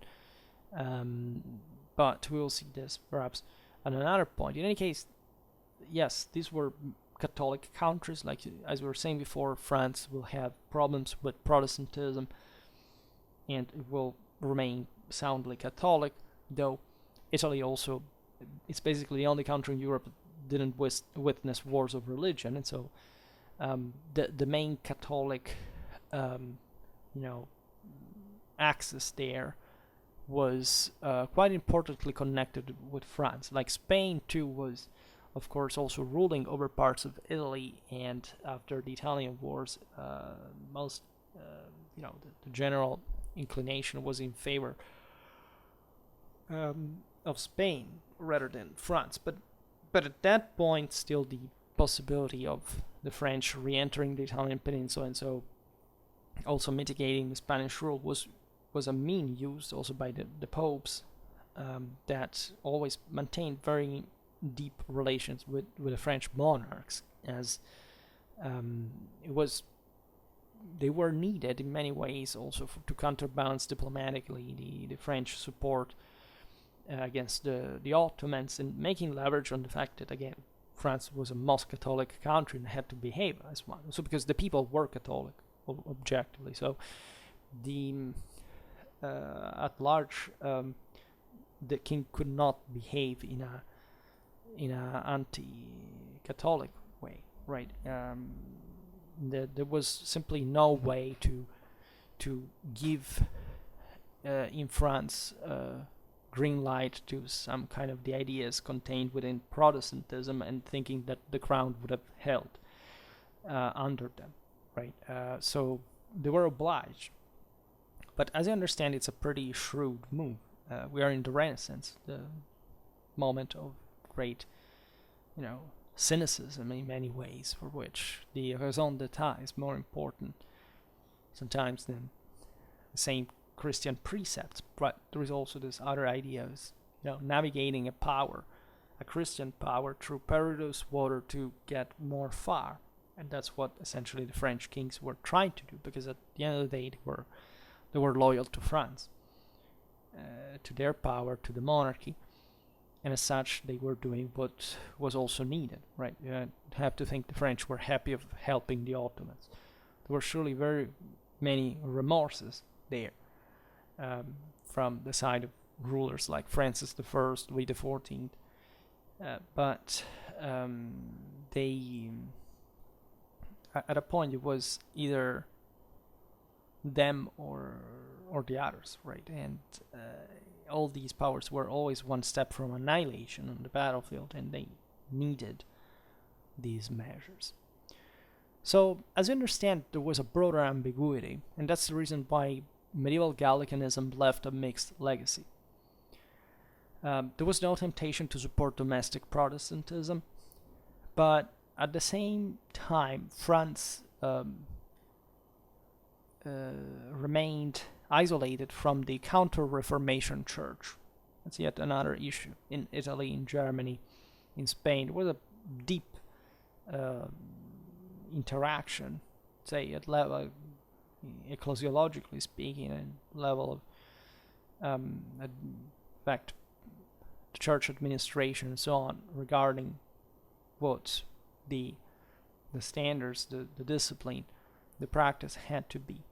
France instead never accepted even the decrees of the Council of Trent, and as we know later on,